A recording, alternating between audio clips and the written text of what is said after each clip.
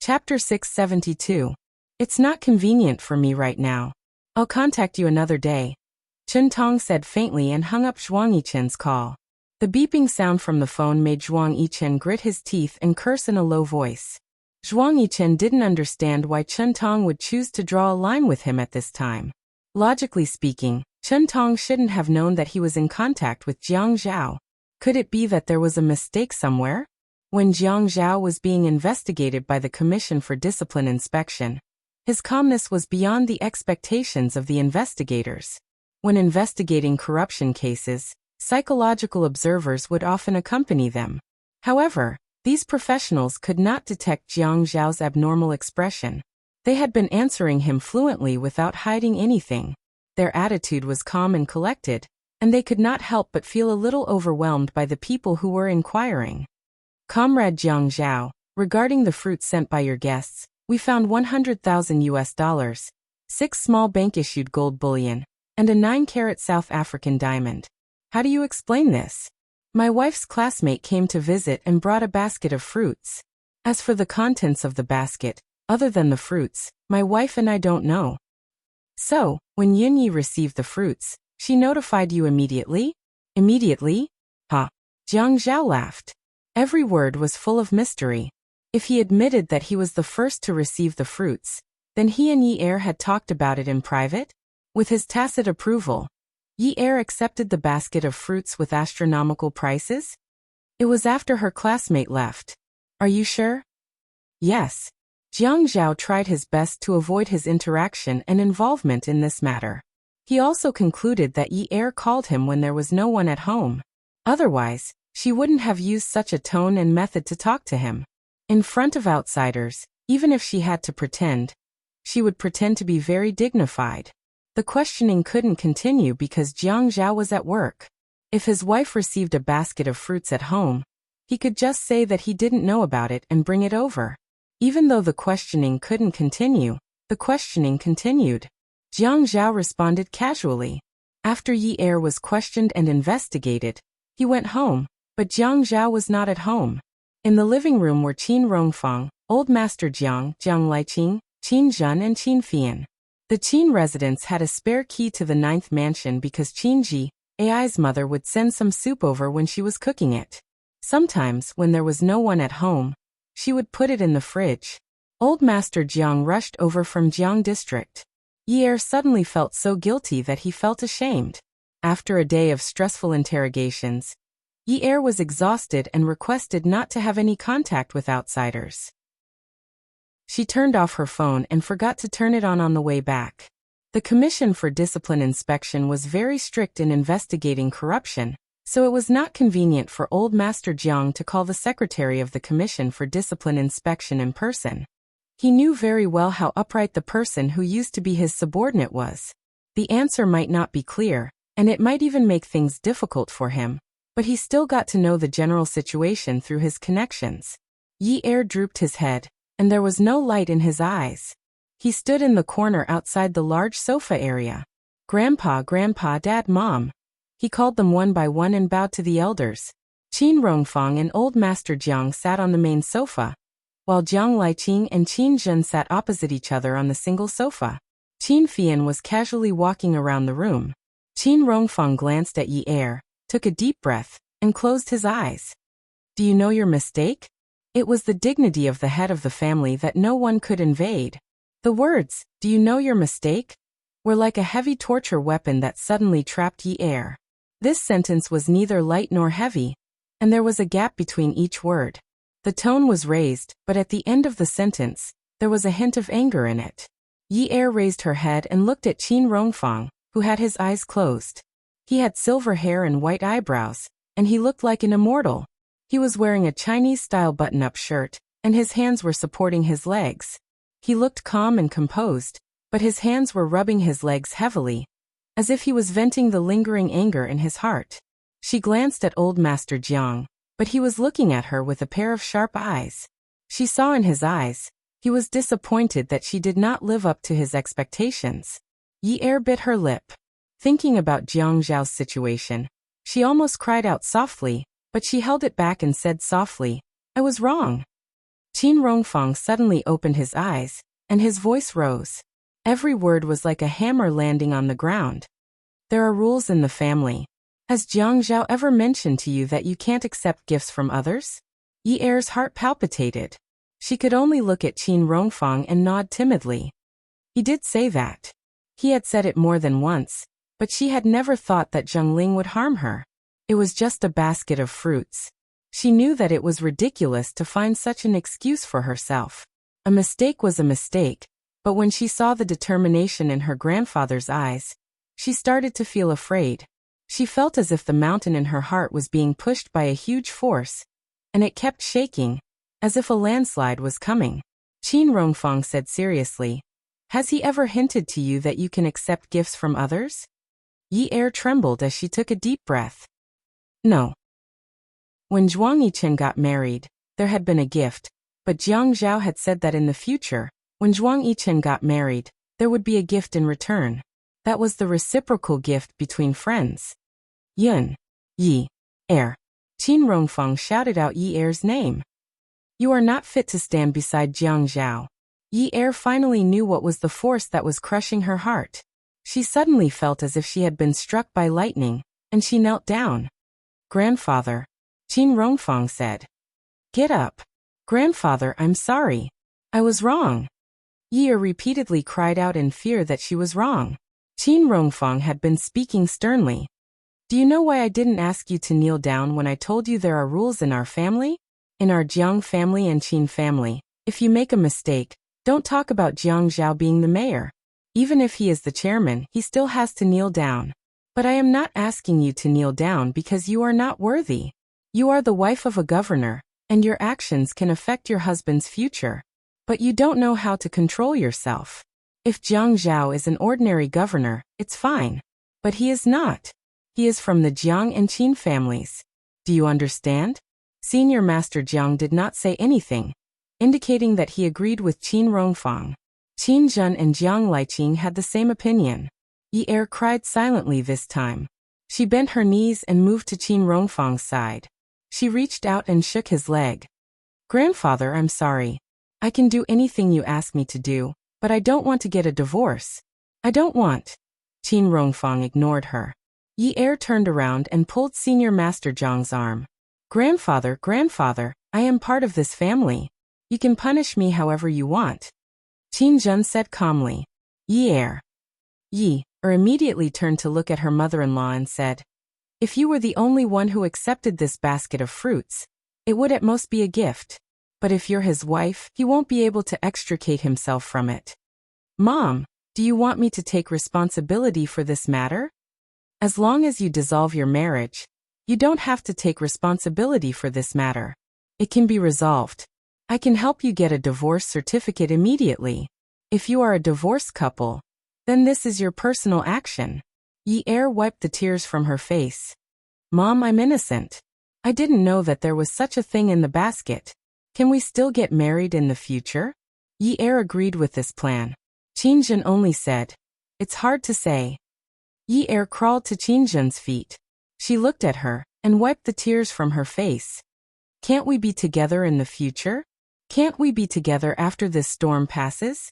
Qin Zhen sighed softly.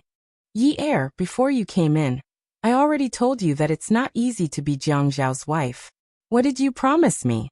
Yi Er knelt on the floor and looked at the expressions on everyone's faces. She knew that the most precious thing in the world was family. If her daughter-in-law and son fell into the water, who would her mother-in-law save first? This was a question that only an idiot would ask. Hence, she could understand their anger. Even Qin Fian, who usually joked with her, chose to remain silent.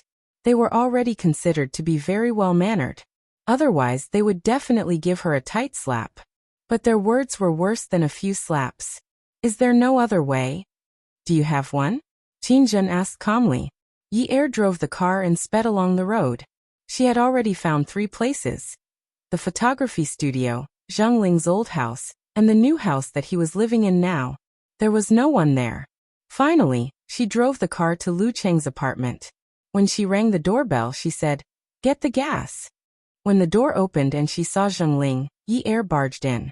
Zheng Ling saw Yi Er's red and swollen eyes, and her eyes couldn't help but turn red. Yi Er saw a few small photo albums on the TV cabinet in the living room. They were photos of Lu Qing and Zheng Ling. She walked over and picked up the photo frames and smashed them against the wall, shattering the glass all over the floor. What right do you have to be happy? A series of banging sounds came from the living room, causing Lu Qing to come out from his room. When he saw Yi Er, a look of surprise flashed across his face. Yi Er smoothed the hair on her face and glanced at Zheng Ling and Lu Qing. She sneered. What? You're quite happy, aren't you? Yi Er. Zheng Ling walked over and tried to pull Yi Er away. Yi Er slapped Zheng Ling's hand away and sneered. Your figure became slimmer all of a sudden? Now that I think about it, I didn't even notice that you were wearing a baseball cap back then. Were you afraid that the surveillance footage would deny that it was you? Zheng Ling, I didn't expect you to scheme against me. What do you want me to do? Yi Er divorced Jiang Zhao. Once you're divorced, this matter won't matter anymore. As long as he has nothing to do with you, this matter won't matter anymore. When Yi Er heard this, she laughed out loud. As she laughed, the shape of her mouth slowly turned downwards. In the end, she looked even uglier than crying. She took a few steps back and pointed at Zheng Ling and Lu Qing. Her fingertips trembled as she said, All of you are hoping for me to get a divorce. Zheng Ling, you said that you're my best friend.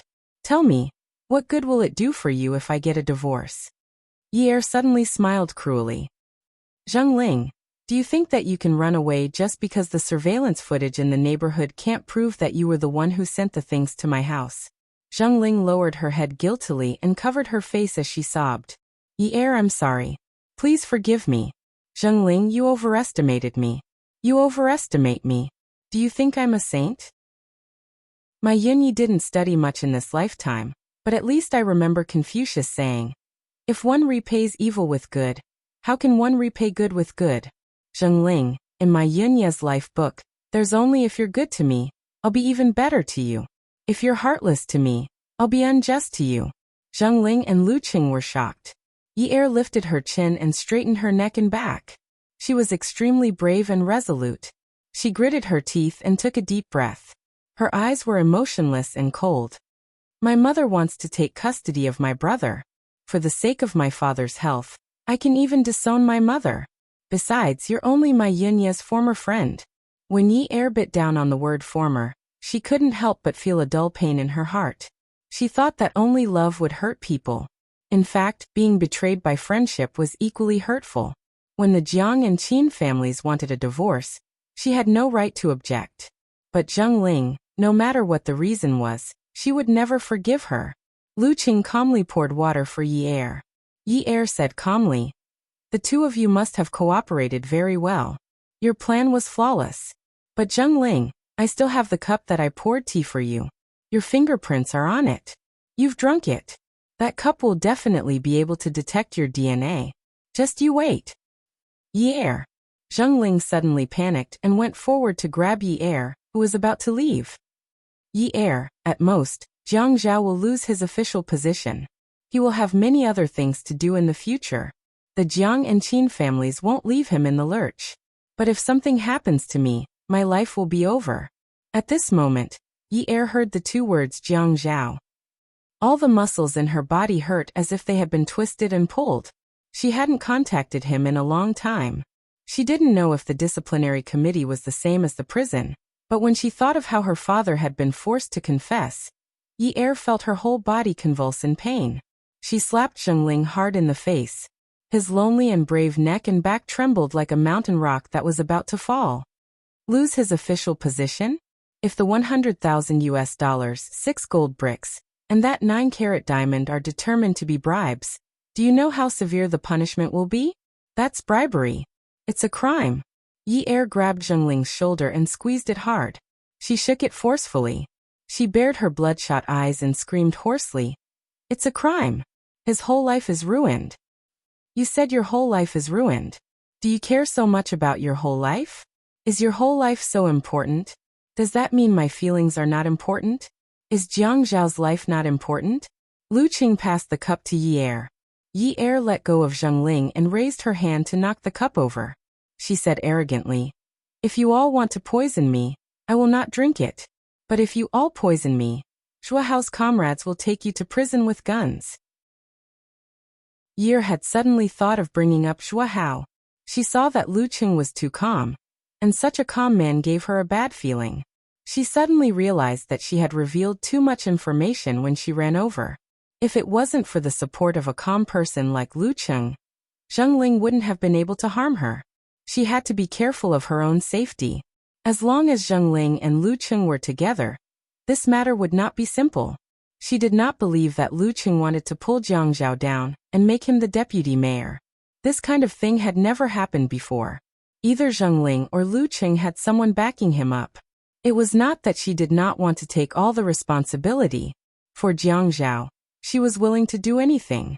But if she did not find out who was behind this, she would not be satisfied even if she died. Awesome novel, Xingwu 799. Chapter 673. Zheng Ling's feelings for Yi had always been very deep, and she trusted her a lot. She trusted the friendship between the two, but she never expected Yi to say such heartless words. She thought that Yi would remember the past, and even if she felt wronged, she would never sell her out. Just like in the past, Yi did not allow her to interfere with Yin Hongwei's matters because she was afraid that she would be hurt or threatened. She did not want the studio shares because she was afraid that her mother would not get along well with her. Yi was always considerate of her, but her words just now were so harsh, so ruthless, so heartless. She said, "If you are heartless, I will be unjust." Zheng Ling looked at Lu Qing for help. Lu Qing looked at Yi and said, "Yi regarding boss, there's no need to jump to conclusions. Calm down, there will be a way." Yi only realized at this moment from Lu Qing's tone that there was a type of person in this world who could distinguish everything clearly. What was love? Zheng Ling had someone to entrust her life to, and she still did not know what was going on with the person she had entrusted her life to. Yi chuckled and said, "Lu Qing, God is watching what you do." What's that line from the movies? If you take big steps, you'll pull your balls. If you want to make a name for yourself, think about who you are messing with. Lu Qing's expression darkened. Zheng Ling hurriedly explained, "Yi you've misunderstood Lu Qing. You've misunderstood." "Then why? Because of you? Don't tell me you're burping just because I can have a peaceful meal now?" Yi's words were vicious. She knew that Zheng Ling had once wished for her happiness. But other than this, she could not think of any other reason. Yi looked at Zheng Ling's pale face and laughed contemptuously. "I'm just curious. With your studio's income and Lu Qing's salary, I can understand the $100,000 and 6 gold bricks. But I can't even imagine the 9-carat diamond. Did the two of you rob a jewelry auction house?" Lu Qing suddenly realized that the topic wasn't right. Seeing that Zheng Ling was about to explain, he immediately stopped her. Yi wanted to find out something in Liu Qing's residence, but the lights in her and Jiang Zhao's room in mansion number 9 were always on. The people in the room were still there. Qin Fian took the coffee beans to the coffee machine. He had nothing to do, so he started to brew coffee. As he ground the beans, he smelled the aroma of the coffee. He thought to himself, "I don't drink coffee, and the coffee machine doesn't look like it hasn't been used before. Is it for my sister-in-law?" Qin Rongfang, Old Master Jiang, Qin Zhen, and Jiang Liqing had already pulled out a square table and started to play with double buttons in the hall. Qin Rongfang and Old Master Jiang were on opposite sides, while Qin Zhen and Jiang Liqing were on opposite sides. Qin Fian took a look, and the two old men insisted on standing opposite sides, saying that they were not inferior to the young people. Qin Rongfang looked at the 3 twos that Jiang Liqing threw down. Jiang Liqing didn't have many cards in his hand. Qin Rongfang looked at Old Master Jiang. "Old Jiang, what do you think your son is doing? You played 3 aces, and he can play 3 small twos to suppress you. What does that mean?" Jiang Liqing didn't say anything and let the 2 old men talk. Old Master Jiang laughed. "Up until now, the bombs have almost been defused. He's playing like this because he's in a hurry. Otherwise, he's trying to test whether the big and small ghosts are in your hands. There's another possibility.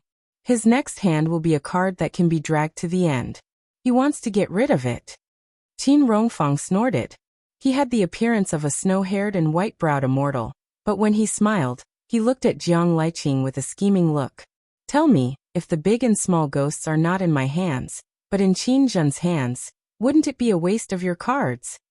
Moreover, what if the 2 pairs of big and small ghosts are in my hands, or 1 pair is in my hands and the other pair is in old Jiang's hands? What will you do? Jiang Liqing deliberately raised his eyebrows and smiled. What are you afraid of? I don't believe that Qin Zhen doesn't have a big card in her hands. Qin Zhen said to Jiang Liqing. Playing cards is like playing chess. Look at you leaving in such a hurry. You don't even know how you're going to die. The 4 of them laughed and continued to play cards. Qin Fian found it funny when he heard the 4 elders talking about cards. They had forced their granddaughter-in-law to go out and think of a way. A few powerful old men were sitting here calmly playing cards. If his brother came back and found out, he would definitely make a fuss with them. The smell of coffee was very strong and drifted all over the room. Qin Rongfeng frowned. Put away that foreign thing of yours. It's so annoying. When I smell it, my stomach hurts. Qin Fian had already filled his cup with coffee. He took a sip leisurely. That's because you don't know how to appreciate it. Brother and sister-in-law both like to drink it. Qin Rongfeng snorted and slapped the cards in his hand. He felt that he had played particularly well, and was so happy that his eyebrows flew up. Jiang Zhao won't worship foreign things like you. Grandpa, call sister-in-law. It's the middle of the night. Aren't you afraid that something will happen to her? How are you going to explain to brother if something happens? Qin Zhen shook her head and said pass. Old Master Jiang also said, pass. Don't. Seeing that Jiang Liqing was about to play his cards, he pressed the cards in front of him. Fian, nothing will happen. That girl needs to be trained. Jiang Liqing frowned and looked at the cards on the table, hesitating. Qin Rongfeng raised his eyebrows, his eyes only falling on the cards on the table, calculating what other cards had not been revealed. After thinking for a while, he said to Qin Fian, this matter is still a small matter. This girl knows too little. It's not enough to just be impulsive. Just look at your aunt when she asked them to divorce just now. She cried so sadly. Don't we know that she's sad? She didn't even think about it. Is it too late for her to get a divorce now? Your brother chose the wrong major for her. She should study law. I think she should stop studying finance and accounting. She should apply for a new major. She can't follow Jiang Zhao if she doesn't know the law. Then you guys are too cruel. She's just a little girl, and she was so scared by you guys that she cried like that. She ran out in the middle of the night, and said that she would think of a solution. If my brother comes back and finds out, he'll definitely be angry with you guys. Qin Fian sat on the armrest of Qin Rongfeng's chair, and took a sip of coffee. He stretched his head out to look at the cards in his grandfather's hand. He despised them in his heart. This hand was lousy. Your brother has to be grateful to me. That ye girl needs to be trained. She needs to know that it's impossible to be peaceful if she stays by Jiang Zhao's side. Whether these things are related to her or Jiang Zhao, the impact is very big. A woman in a family must have the ability to control the family's affairs. After experiencing this, she should know that she has to leave a way out for herself and for the family. Why did this happen to her today? Qin Rongfeng put the cards in his hand on the table, and raised his hand to press down on the table. Everyone stopped. Qin Fian wanted to run away, but it was too late, because his grandfather was going to start talking nonsense again. He knew these principles, but he had to pretend to be very sensible and listen. She didn't take precautions. It's not her fault. She hasn't experienced it before. But what if someone comes next time? What if it's a distant relative of our Jiang and Qin families who sends some messy things? What should she do? What should she do? This is a fruit. She can open it, wash it, and share it. If she finds it immediately, she can return it. What if her neighbor bakes a cake for her to try, but puts a diamond in it? What should she do? It's not that I want to torture her like this, but after this incident, she should know what her position in this family is. Every action and decision she makes means something to Jiang Zhao, and what it affects. She has to know that she is a member of this family. If something happens, it's useless to punish her. She can only make up for it. Sometimes, even making up for it is useless, so she has to learn to be on guard. She should know that the daughter-in-law of a rich family can't be compared to the daughter of a rich family. The daughter of a rich family can cause trouble and wait for others to clean up her mess, but the daughter-in-law of a rich family should be someone who can clean up the mess for others, because she has to take care of their family in the future. Qin Fian thought to himself, "Oh, he's finally finished." Qin Rongfang grabbed Qin Fian, who wanted to escape. Qin Fian could only sit on the armrest of the chair.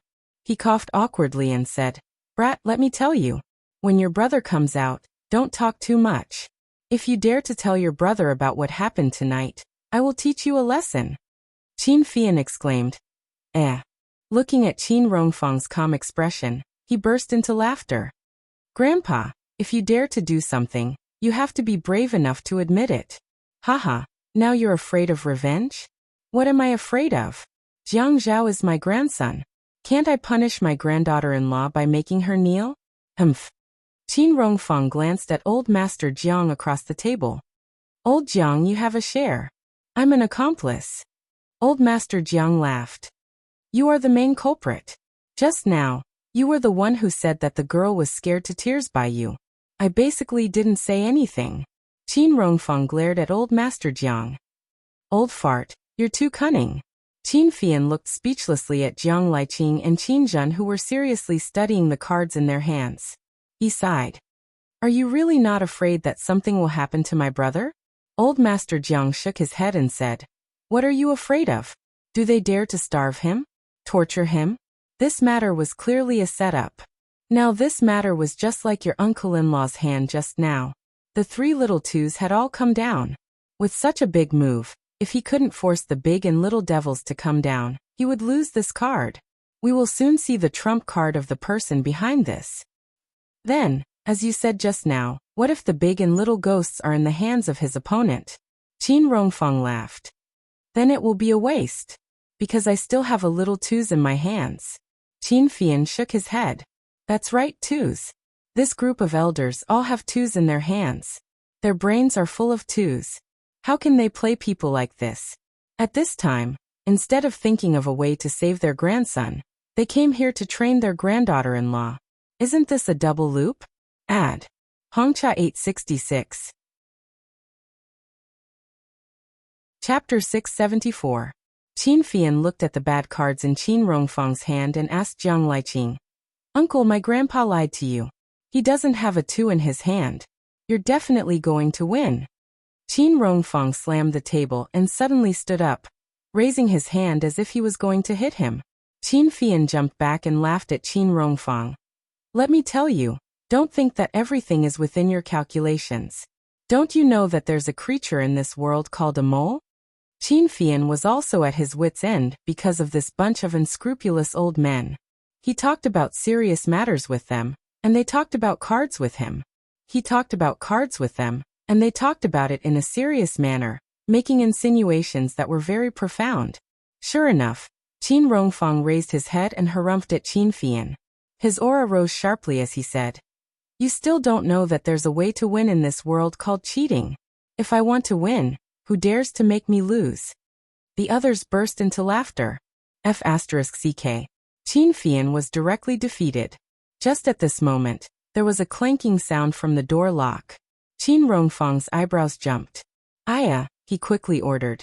"Granddaughter-in-law is back. Quick, tidy up. Liqing Qin Zhen Fian, hurry up." Qin Fian snorted. "I'm not playing cards. I'm not taking them." "You dare.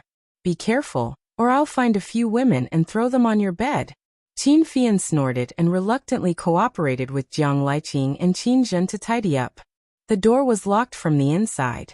After tidying up, Qin Fian then went to open the door.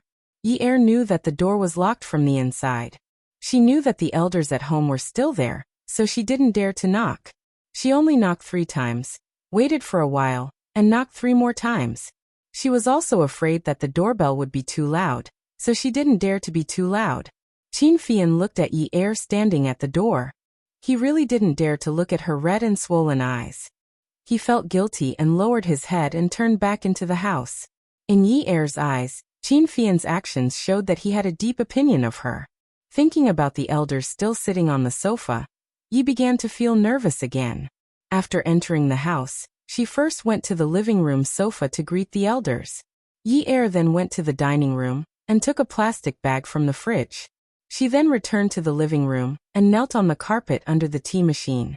Looking through the trash can beside the tea machine, Qin Rongfang frowned. "What are you looking for?"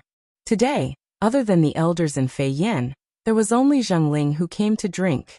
Everyone at home usually had teacups. Zheng Ling was the only one who used a disposable plastic cup, so she found it quickly. Yi carefully held the bottom of the cup and put it into the plastic bag. This was what she had learned from the people from the disciplinary committee, who were there to collect evidence. Oh, when Zheng Ling came today, she wore a hat and purposely dressed to be fat. I went to the CCTV to take a look. It can't be proven that she sent the fruit basket, but I poured her some water. She drank it too. I don't know if this can be used to find fingerprints and DNA. Although there aren't many clues, I still want to try. Qin Rongfang watched as Yi lowered her head and knelt on the ground to tie a knot in the plastic bag. The corner of his mouth twitched, and his voice was filled with displeasure. He asked again, "This is the method you thought of?" Yi did not stand up but knelt straighter. She was not as afraid as before. She looked at Qin Rongfang calmly and said, "I went to find Zheng Ling tonight. She was deliberately hiding from me. I searched a few places before I found her. I feel that this matter has something to do with Jiang Zhao's secretary, Lu Cheng. Zheng Ling and Lu Cheng are boyfriend and girlfriend. Lu Cheng is a civil servant.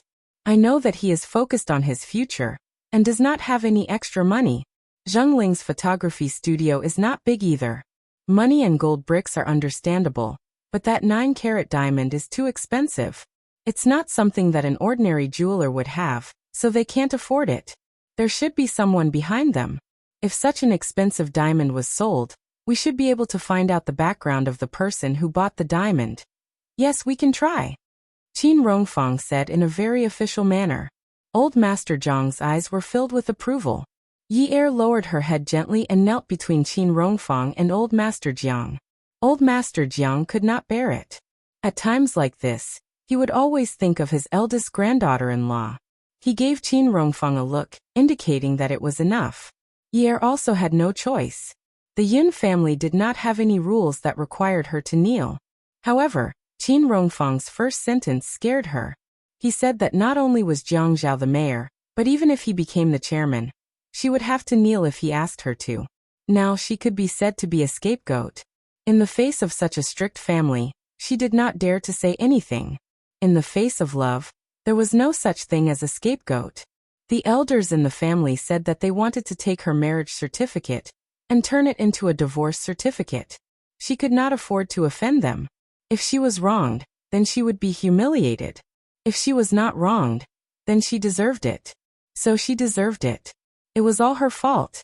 Just when Old Master Jiang thought Yi was going to cry again, Yi raised her head and looked at the elders with a smile. "Grandpa, Dad, Mum, are you hungry? Shall I cook some supper for you?" Qin Fian touched his forehead. This was simply a wolf's den. Little Red Riding Hood had fallen into the wolf's den pitifully. Look at how she was bullied. This was similar to the old society's abuse of indentured servants. Look at the little girl's pitiful face. Oh, please don't let brother know that his wife is about to become a servant. Qin Rongfang sat until now and was indeed a little hungry. But when he thought about how he had to act in front of his granddaughter-in-law today, he deliberately pretended to be pretentious. It's hard to get old and thin. There's no need for supper. Old Master Jiang coughed heavily and glared at Qin Rongfang. When he slowly turned to look at Yi he said, "There's no need for supper. A small bowl per person is enough. Remember not to eat too greasy. Old people can't eat too greasy." Qin Fian turned his back. He had better grind the coffee himself. A bunch of shameless old men. Yi quickly stood up and looked at Qin Zhen. "Mum, what about you? I'm not picky." "What about Dad? I'm not picky either." Qin Fian had just scolded that group of shameless old men in his heart. At this time he also interrupted. "Hey, sister-in-law, I'm not picky either.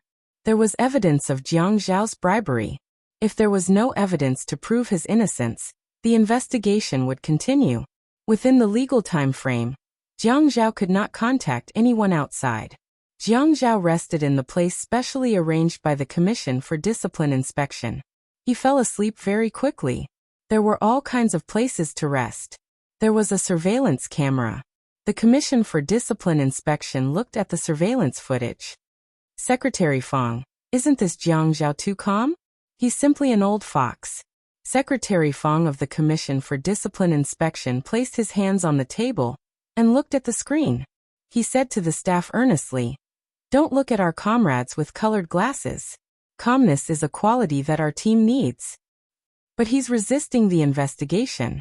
The staff was very dissatisfied with the results of the questioning during the day. Jiang Zhao was a green bean that did not move at all. There was no way to deal with him. You can't say that. Maybe Comrade Jiang Zhao only knows so much about the situation. He's just telling the truth.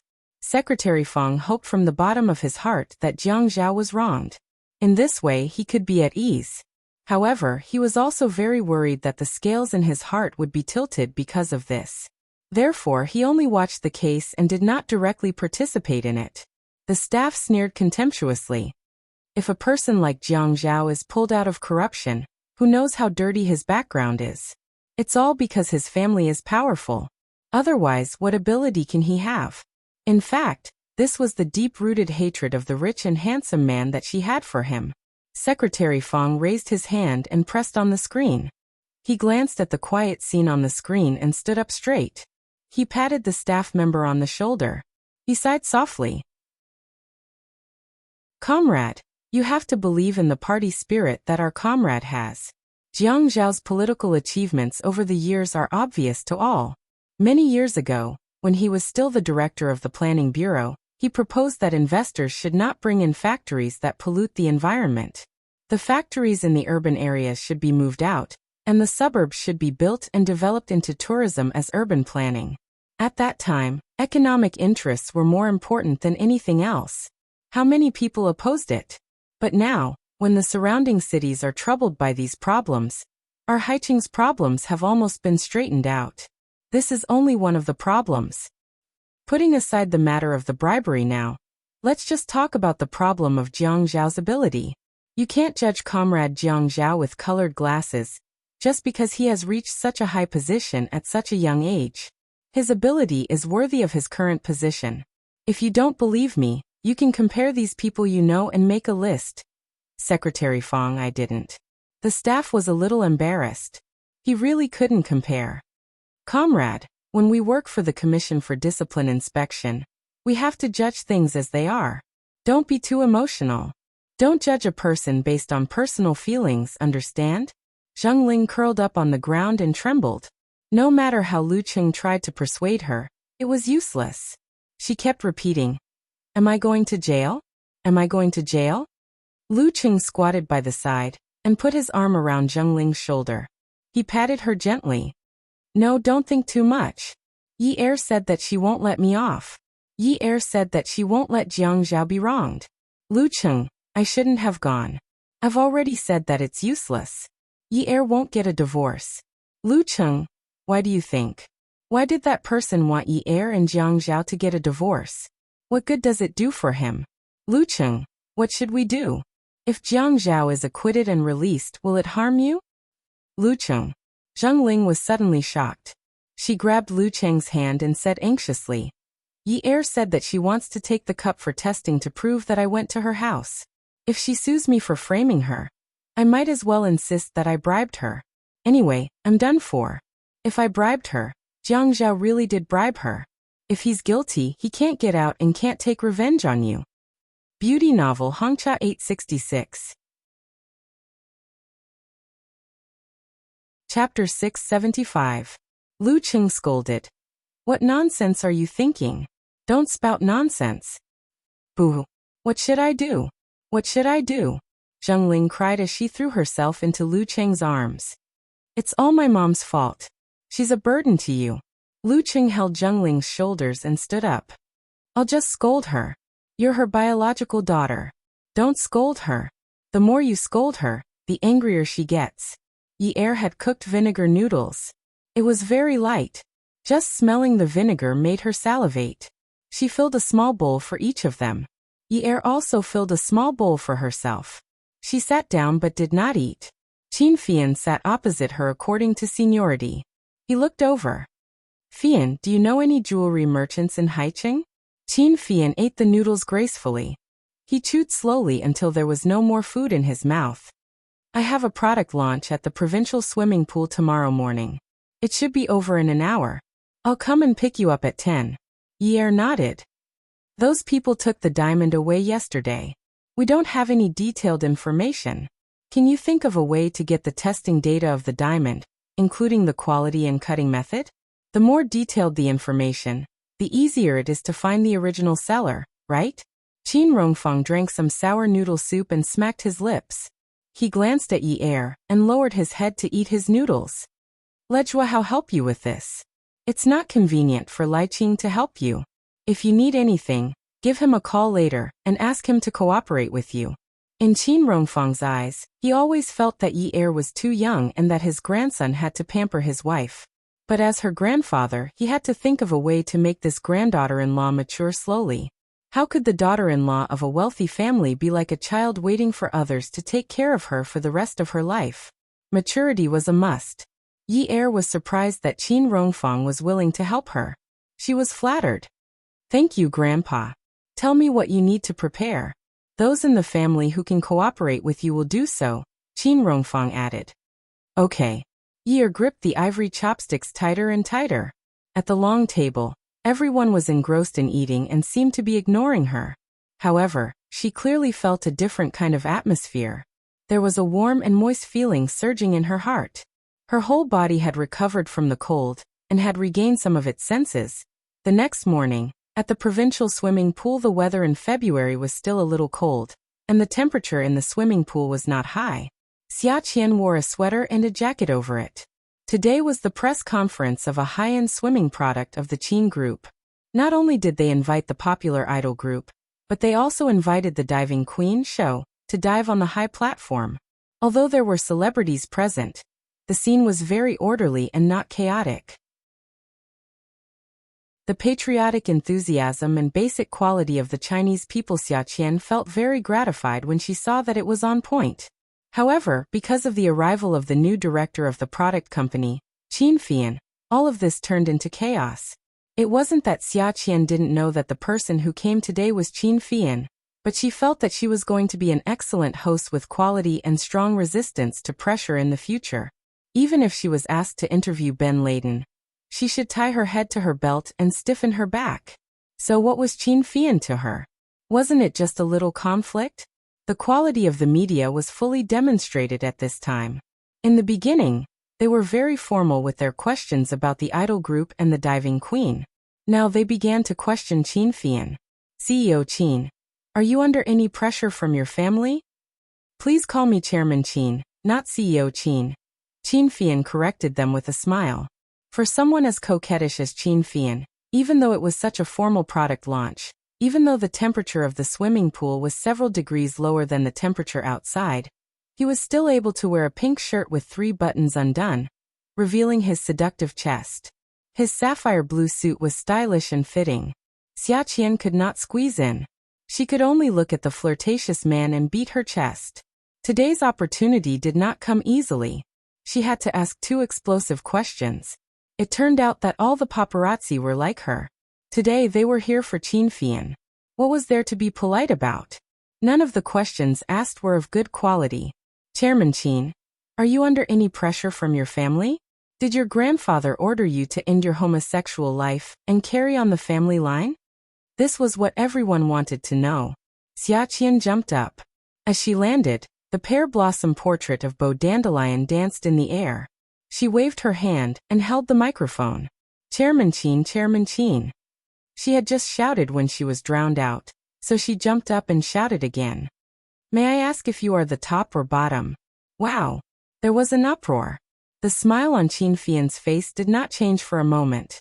He was as devilish as he could be. He adjusted the glasses on the bridge of his nose. But in his heart he thought, this damned woman is haunting me.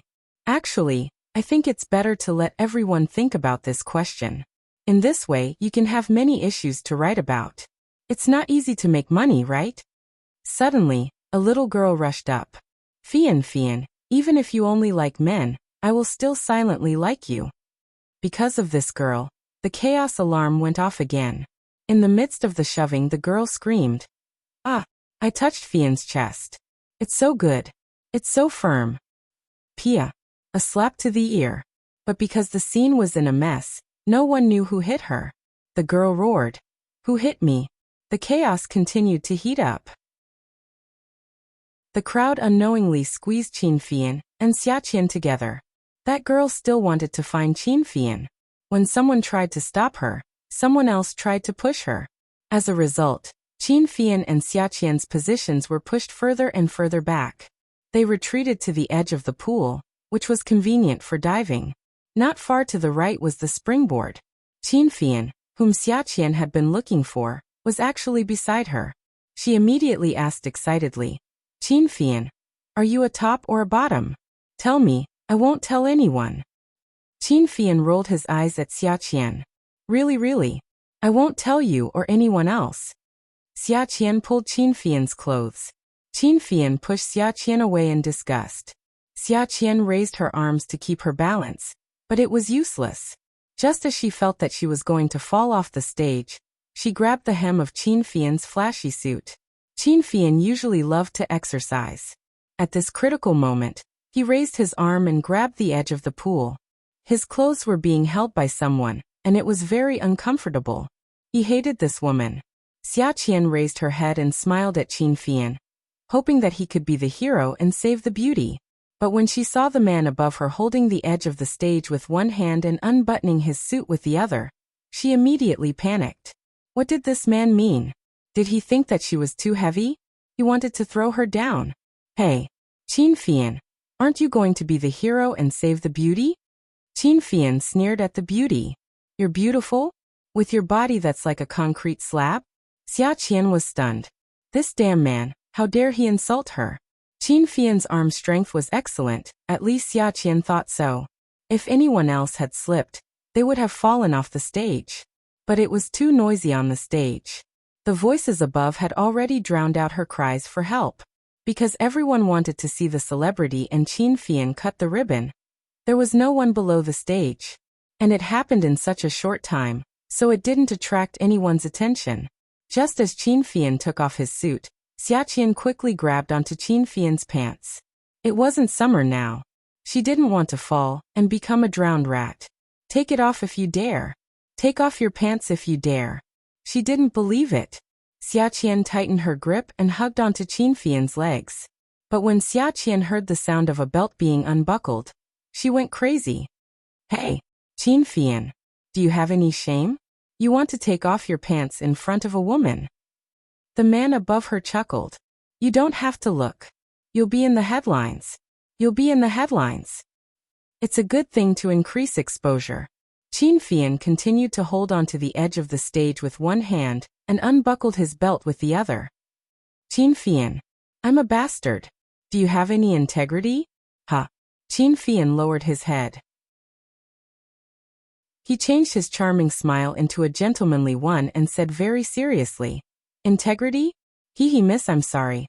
My integrity is broken all over the ground. Haha. Qin Fian, you'll die a horrible death. I curse you that you can't get hard when you're on top, and explode when you're on the receiving end. Xiaqian roared. This man wanted to take off his pants in front of everyone. When they fell into the water, all the cameras would focus on him, and no one would care about her. She didn't bring any dry clothes. The February wind was still cold. Once she left the swimming pool, wouldn't she freeze to death? It was true that a man was beautiful and seductive, but it was wrong for him to wander around with his electric eyes and cause a commotion when he was gay. It was not wrong for a man to be refined and cultured, but it was wrong for him to wear a pair of glasses without lenses to pretend to be refined. It was not wrong for a man to have no integrity, but to have no integrity in front of a woman and admit that he had no integrity, it was a big mistake. Xiaqian felt that Qin Fian was smearing the reputation of the Qin family's ancestors by doing such an immoral thing. However, Qin Fian had smeared the reputation of the Qin family many times, so it shouldn't be that big of a difference, right? Just as Xia Qian saw that the pants were about to fall off, she used the physical strength that she had gained through training every day to push herself up and tugged on the man's underwear. You're not afraid of embarrassing yourself? Fine. I'll make you lose it more thoroughly. Yi Er looked at the clock on the wall and felt that time was passing very slowly. She remembered that Qin Fian said that there was a press conference at the provincial swimming pool. She might as well go and look for him herself. That way, she could save some time. Hence, she picked up her handbag and picked up her phone to call Qin Fian. No one answered, so she sent a message. Fian, I'm going to look for you now. When you receive this message, wait for me over there. That way we can save some time. Wait for me. Come and see. Xingwu 799. Chapter 676. Yi Er drove to the provincial swimming pool and called Qin Fian's cell phone again, but there was still no answer. She found a parking spot on the side of the road and parked her car. The old man who collected parking fees brought over a timer and recorded the license plate number. Yi Er took the time slip and put it in her handbag. Then she walked over to the provincial swimming pool. At this time, the noise by the pool under the high platform of the swimming pool was still going on. It didn't take Yi Er much effort to find Qin Fian.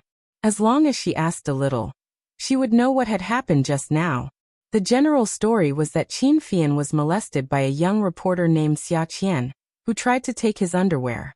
In the process, Qin Fian refused to comply to protect his innocence, and in the end, both of them fell into the water.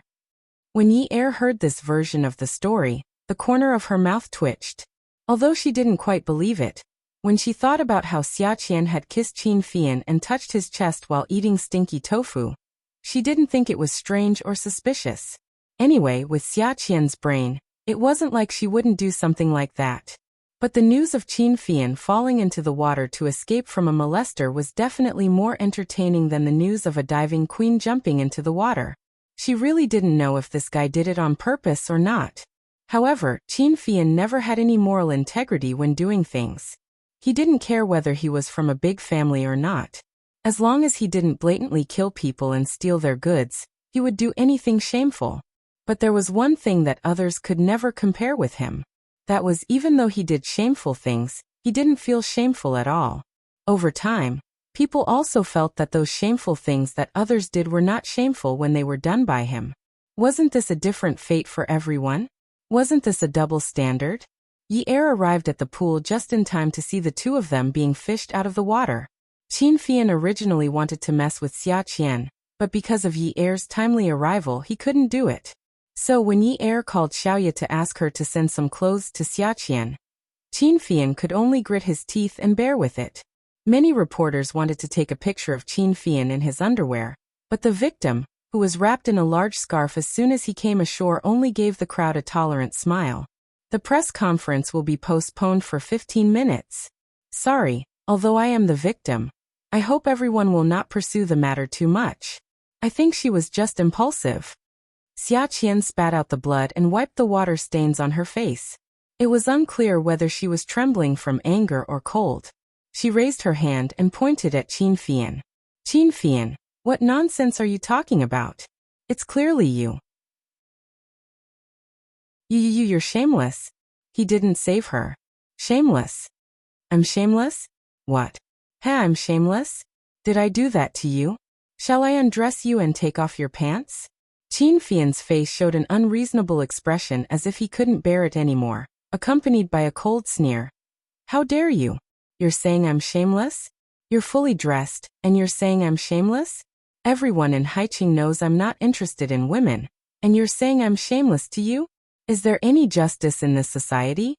Countless pairs of eyes expressed sympathy for Qin Fian's tragic experience, and expressed disdain for Xia Qian's filthy behavior. Qin Fian, you've gone too far. Xia Qian brushed away the wet hair stuck to her face and pushed away Qin Fian's assistant, who was supporting Qin Fian. Splash! Qin Fian fell into the water again. This time, Xia Qian jumped into the water faster than the rescuers. She pulled away Qin Fian's towel and shouted loudly, "Qin Fian's underwear belongs to CK. Sexy little feet and a perky butt. It feels good." The cameras flashed wildly. 2 hours later, Yi-er was driving while Qin Fian was sleeping in the back seat, feeling tired. Yi-er looked at the rearview mirror. "Fian? Fian? What?" Qin Fian mumbled, sounding a little aggrieved. Yi-er was startled. She also knew that Xia Qian had gone overboard today.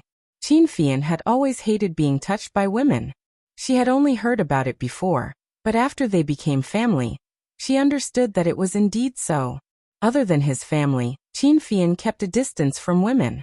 Today he was molested by Xia Qian, and she even spoke up for Xia Qian.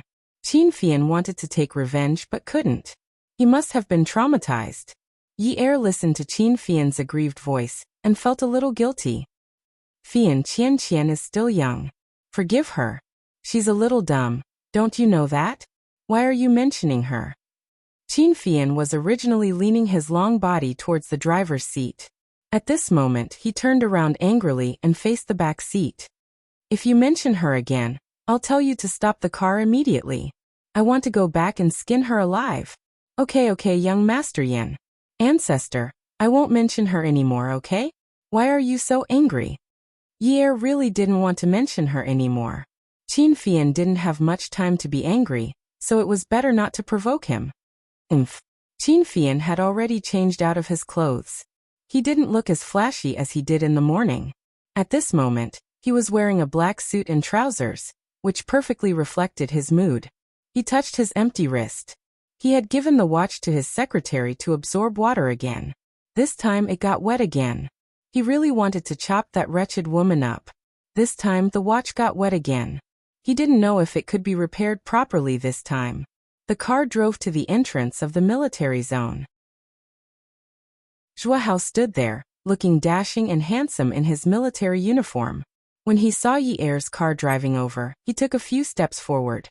When the car stopped, he stopped as well. Yi-er rolled down the car window. Zhuo Hao passed the bag in his hand to Yi-er and bent over. "Sister-in-law, this is the specific information about the diamond. The quality and cutting quality are all of the best quality. It's much more expensive than the average diamond. I'm afraid that the average jeweler wouldn't order this kind of product. Even the big jewelers wouldn't have it on hand at all times. If this kind of diamond isn't readily available in Haicheng, it would take a long time to order. Based on the time, if this diamond..." "Haozi, let's talk in the car." Yi-er supported her chin and gestured for Zhuo Hao to sit in the front passenger seat. Her grandfather said that she could ask her family to cooperate with her. Yi-er knew that she was not experienced enough and did not know much about professional knowledge. Zhuo Hao and the rest were older than her and had more experience in society. Furthermore, Zhuo Hao had been in the army for a long time. Jiang Zhao always said that Zhuo Hao was a talented general. He was calm, courageous, and meticulous. At this time, she needed a calm and meticulous person to help her.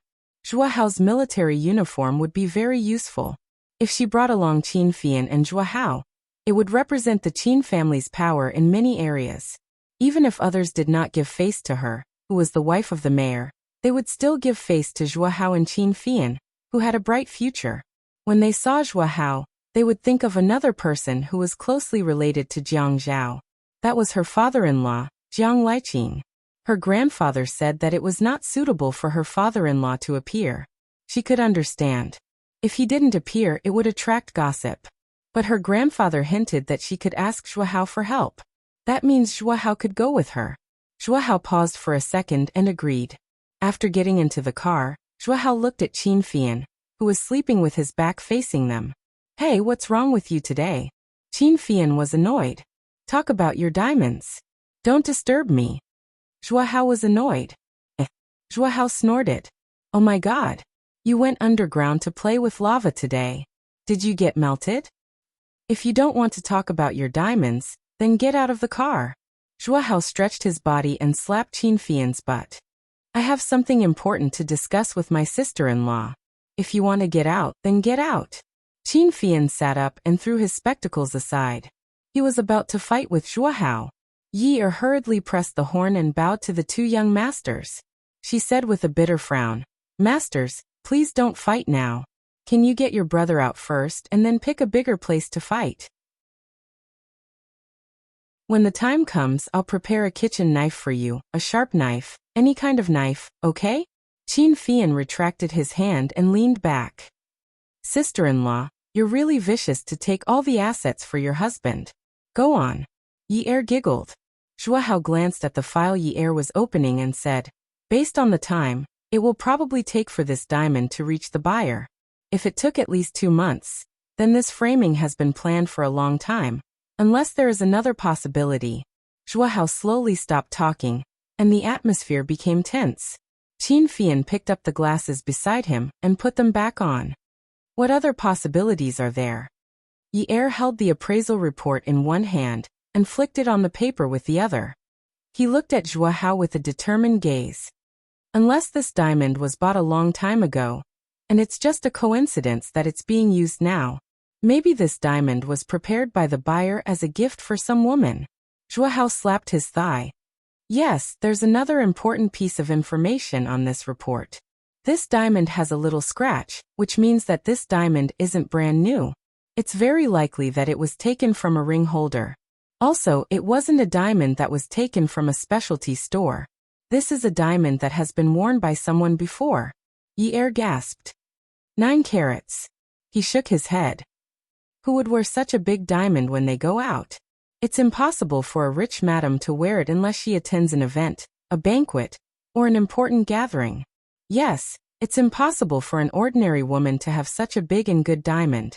If she's a rich madam, or if she's a kept celebrity, if she wears such a big diamond to an event, even if no one hypes it up, there will definitely be rumors. Many women will talk about it. Even my mother likes to talk about these things. It's not just my mother. Sister Zhen beauty you. As long as she's a woman, it's hard not to pay attention to this. But in all this time, I've never heard my mother talk about such gossip. Yi Er and Qin Fian became more and more suspicious. Qin Fian pinched the space between his eyebrows. It seems like the person who harmed my brother is very powerful. Add Xinwu 799. Chapter 677. Yi Er did not start the car. He waved the results in his hand. Could it be Ouyang Sheng? Impossible. Impossible. Qin Fian and Zhuo Hao said at the same time. Yi Er twitched his lips. Am I too simple-minded? Ouyang Sheng wants to marry Ouyang Yan to my brother. But if my brother is ruined, it will be meaningless to them. Furthermore, Ouyang Sheng is asking my grandfather to transfer funds to him. Even if he wants to touch my brother, he will need to wait for some time. Qin Fian analyzed. Yi Er frowned inside. Where are we going now? Qin Fian leaned back in his chair. We do not know much about diamonds. But I know the boss of Banding. Let's go and look for him. Their appraisers will take a look at the diamonds again. Most of the brands will have some special features. Their appraisers might be able to tell at a glance. Once they find the brand and the sales slip, they will be out. Then let's go. In the private room of Zhaojun, Zhuang Yichen was sitting on the sofa. He was shaking the dice cup slowly. The sound of the dice cups hitting against each other could be heard. It was as if an unknown object was walking in the middle of the night. The indoor elevator door opened with a ding sound. The person who came out of the elevator was the current mayor, Chen Tong. Zhuang Yichen tilted his head and did not get up. Chen Tong walked towards him, and he only smiled at him. Chen Tong's expression was a little ugly. Zhuang Yichen usually treated him like a taboo and spoke nicely to him. At this time he was sitting there as steady as a mountain, and only greeted him with a smile. He was clearly putting on a superior attitude. The private room was quiet, and the atmosphere was heavy. There were only dim lights, and it was empty. Mayor Chen, you are so busy. Zhuang Yichen continued to shake his dice. Have a seat. Chen Tongguan was in a high position. Zhuang Yichen's sudden elevation at this time made him very uncomfortable. He was at a loss of what to do. Moreover, he was invited here today, and he was also very unwilling. As for Zhuang Yichen, the only person he truly respected and accepted as a friend was Jiang Zhao. When a man wanted to do business, he had to first choose the right partner. Just like a business marriage, he had to consider the other family's business projects and understand the strength behind the other family. Although Jiang Zhao was only a deputy mayor, his family's power was unshakable. Jiang Zhao was a self-disciplined person, and he would not easily get involved in any dirty dealings. If Jiang Zhao became partners with someone like this, as long as nothing happened to him, the other party's ship would be a good ship. Jiang Zhao could ride the wind and break through the waves. Obviously, Zhuang Yichen did not respect Chen Tong. Although Chen Tong was the mayor and was also a member of the standing committee, if someone from the top wanted to mess with him, those who were close to him would stay away from him. Unlike Jiang Zhao, if something happened to him, his entire family would not sit back and do nothing. Chen Tong had never been on the same side as Jiang Zhao. Now that Jiang Zhao was in trouble, Chen Tong was more interested than anyone else to know the reason behind it. He might even know about it a long time ago. But he still chose to avoid meeting with Zhuang Yichen. Manager Zhuang, you are so free to come here to play dice in broad daylight. It's fine. You also know that I am free. If I don't play dice, what else can I do? Zhuang Yichen raised his hand and gestured to the stool opposite him. Although the lighting in the private room was not good, Zhuang Yichen could still see Chen Tong's expression. He smiled coldly. Have a seat, Mayor Chen. If Zhuang Yichen smiled coldly, his aura would be intimidating. Usually, when he was doing business, people would only say that he was cool and did not like to smile. But at this moment, Chen Tong felt a sense of fear. But as a government official, he had been through a lot and was not afraid of a businessman. Zhuang Yichen took out the paper bag beside him and took out the photos of a man and a woman entangling with each other. The photos were scattered all over the table. He said, Mayor Chen, you have good stamina. You are busy in the day, and you are also busy at night. Chen Tong looked at the photos on the table and was shocked. Zhuang Yichen. Mayor Chen, you like to stand? But I don't like to look up when I am talking to people. Zhuang Yichen lowered his head and opened the dice cup. He stretched out his long fingers and started to play with the dice. Chen Tong took a deep breath and sat down angrily. I want to know what happened to Mayor Jiang. How can I know? The Commission for Discipline Inspection had always been very strict when it comes to cases. Oh, then where did I hear about this from? How will I know? Chen Tong was not happy with Zhuang Yichen's attitude. Zhuang Yichen shook his head and sighed. The women in these photos are really beautiful. This little Monroe's real name is Chen Lu. She is 22 years old and is from High City's Jing County. Her parents are farmers, and when the government was building a highway, her house was demolished. She had received a sum of compensation for the demolition, but it was not enough to buy a villa in High City's suburbs. So she could only look for Mayor Chen. Chen Tong was also someone who thought he was good at dealing with government officials. But at this moment he was shocked.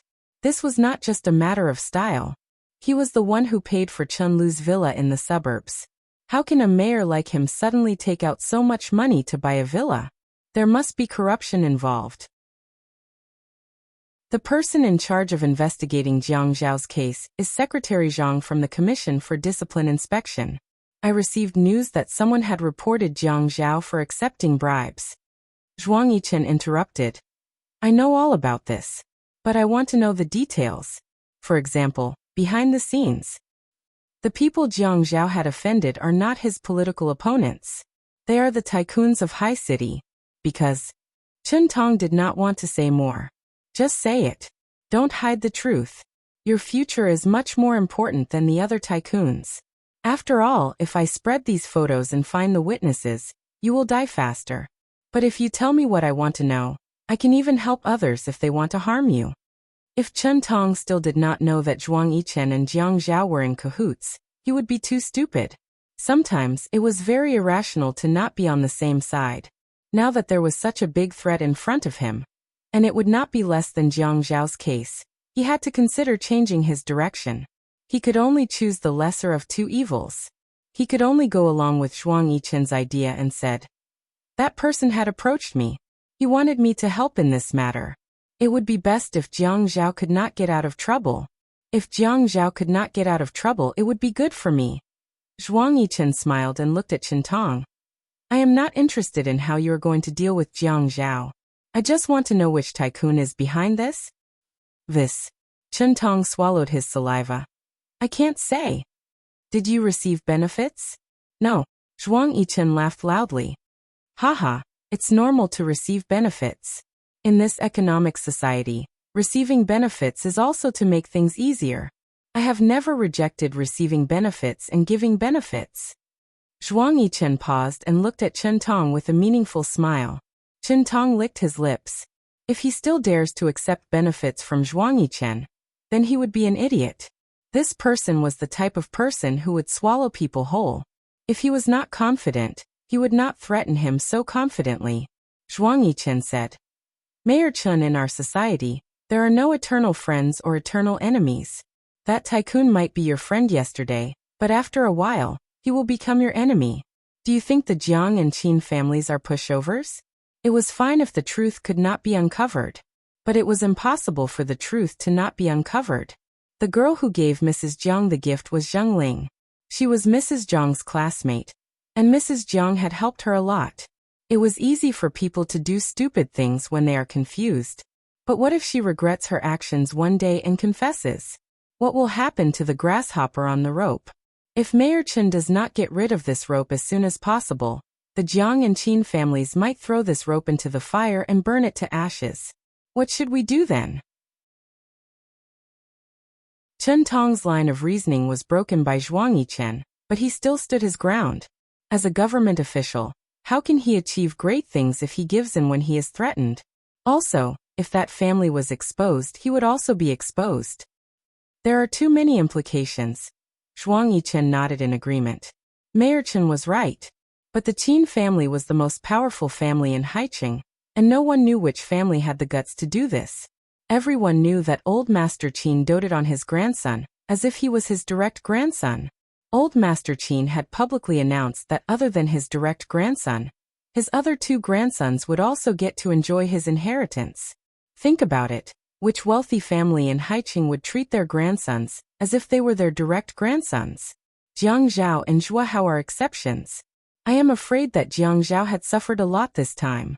But he is not afraid of suffering. The Jiang family has always been strict, and he has been suffering since he was young. But I am afraid that the Jiang and Qin families will not be willing to accept this injustice. Haha, now I am very interested to see which wealthy family Mayor Chen is relying on. How are they going to fight with the Jiang and Qin families? A wealthy family with such a big red door. In the entire eastern region, the Jiang and Qin families and the Jiang and Wen families are the most powerful families. In Jiangzhou, no one dares to touch Jiang Zhao, Jiang Feng, and Jiang Ji. Do you think that in Haicheng, there is someone who dares to touch Jiang Zhao? Chen Tong's psychological defense was completely broken. He asked in a deep voice, "How are you going to protect me?" Zhuang Yichen suddenly understood and smiled. You are not involved in this, right? Yes, I am not involved. That's good. How can a mayor who is not involved in anything be implicated? Although Chen Tong did not dare to trust Zhuang Yichen anymore. Zhuang Yichen's words were like a sharp knife that cut open the rotten corpse inch by inch and scraped out the bones. His purpose was to see the bloody and cruel consequences. He could not afford to lose. In the past, he wanted to suppress Jiang Zhao. But after Zhuang Yichen reminded him, he finally gave up that dream. He sighed. Zicheng. Come and see. Hongcha 866. Chapter 678. When Chen Tong left, he didn't get any promises from Zhuang Yichen on how to protect him. He kept twisting and twisting, revealing his weakness. The current situation made him very passive. Qin Fian had just contacted the boss of banding when Zhuang Yichen called. Fian, it's me. Yichen.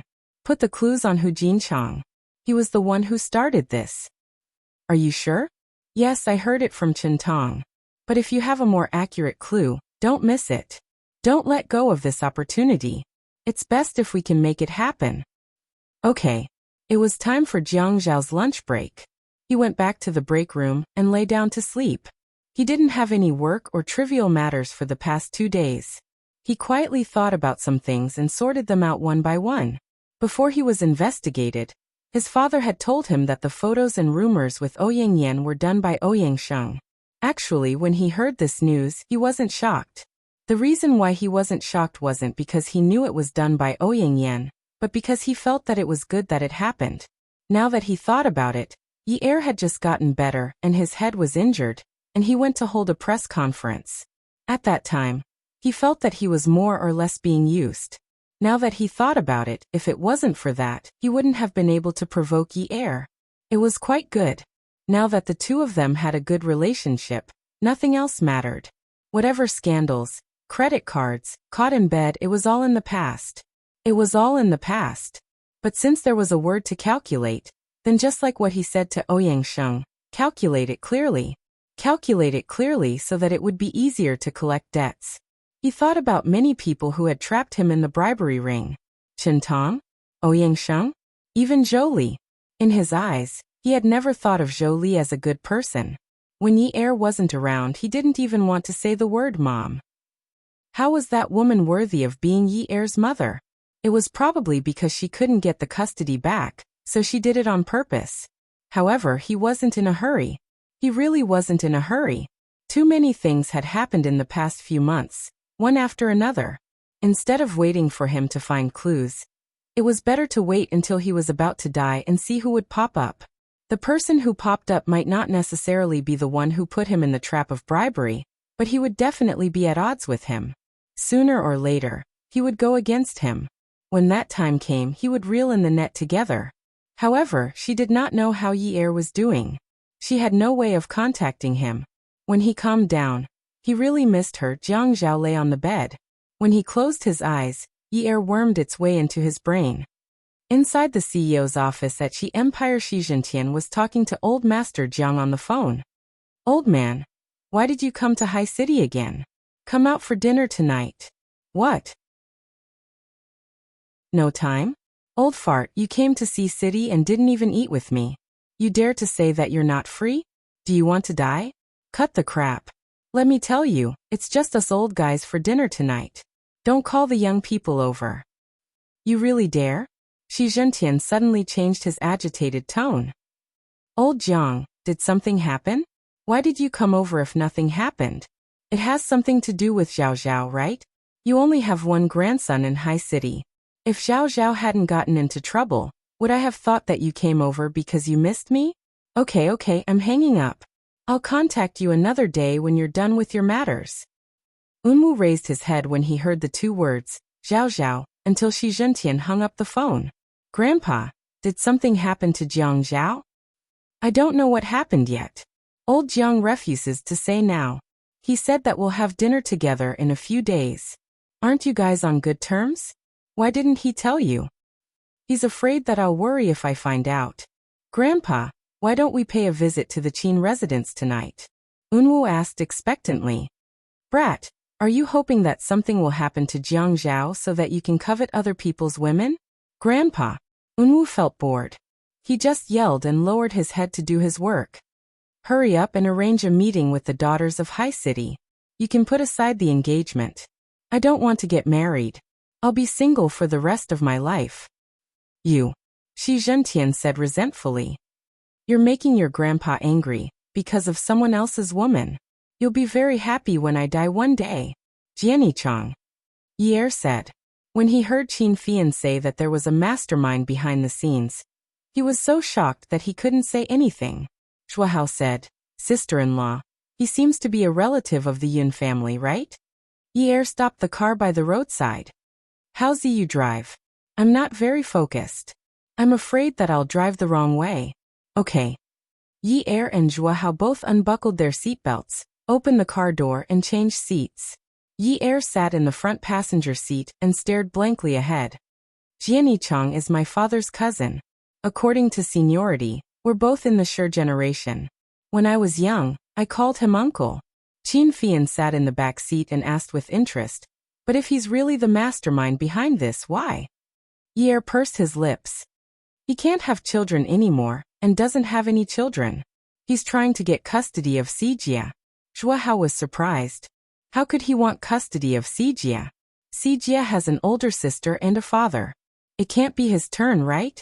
Yi Er leaned his head against the pillow and felt a little weak. But if my father is in jail and I don't have a good income, Jiani Chang is Sijia's uncle and Zhou Yan is Sijia's aunt. Do you think it'll be difficult to get custody of Sijia? Zhou Hao nodded. So right now my brother is the biggest stumbling block.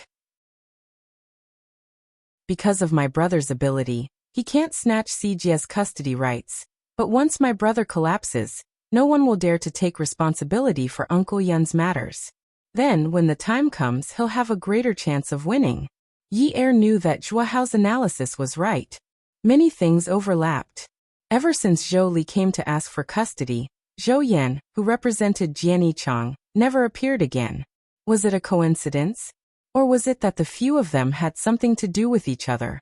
He had really become a huge burden. The intertwined roots were all because of his family, which had caused Jiang Zhao to become like this. Yi Er felt like there were thorns in his heart. When he breathed, his organs would not touch the thorns in his heart. It was very painful.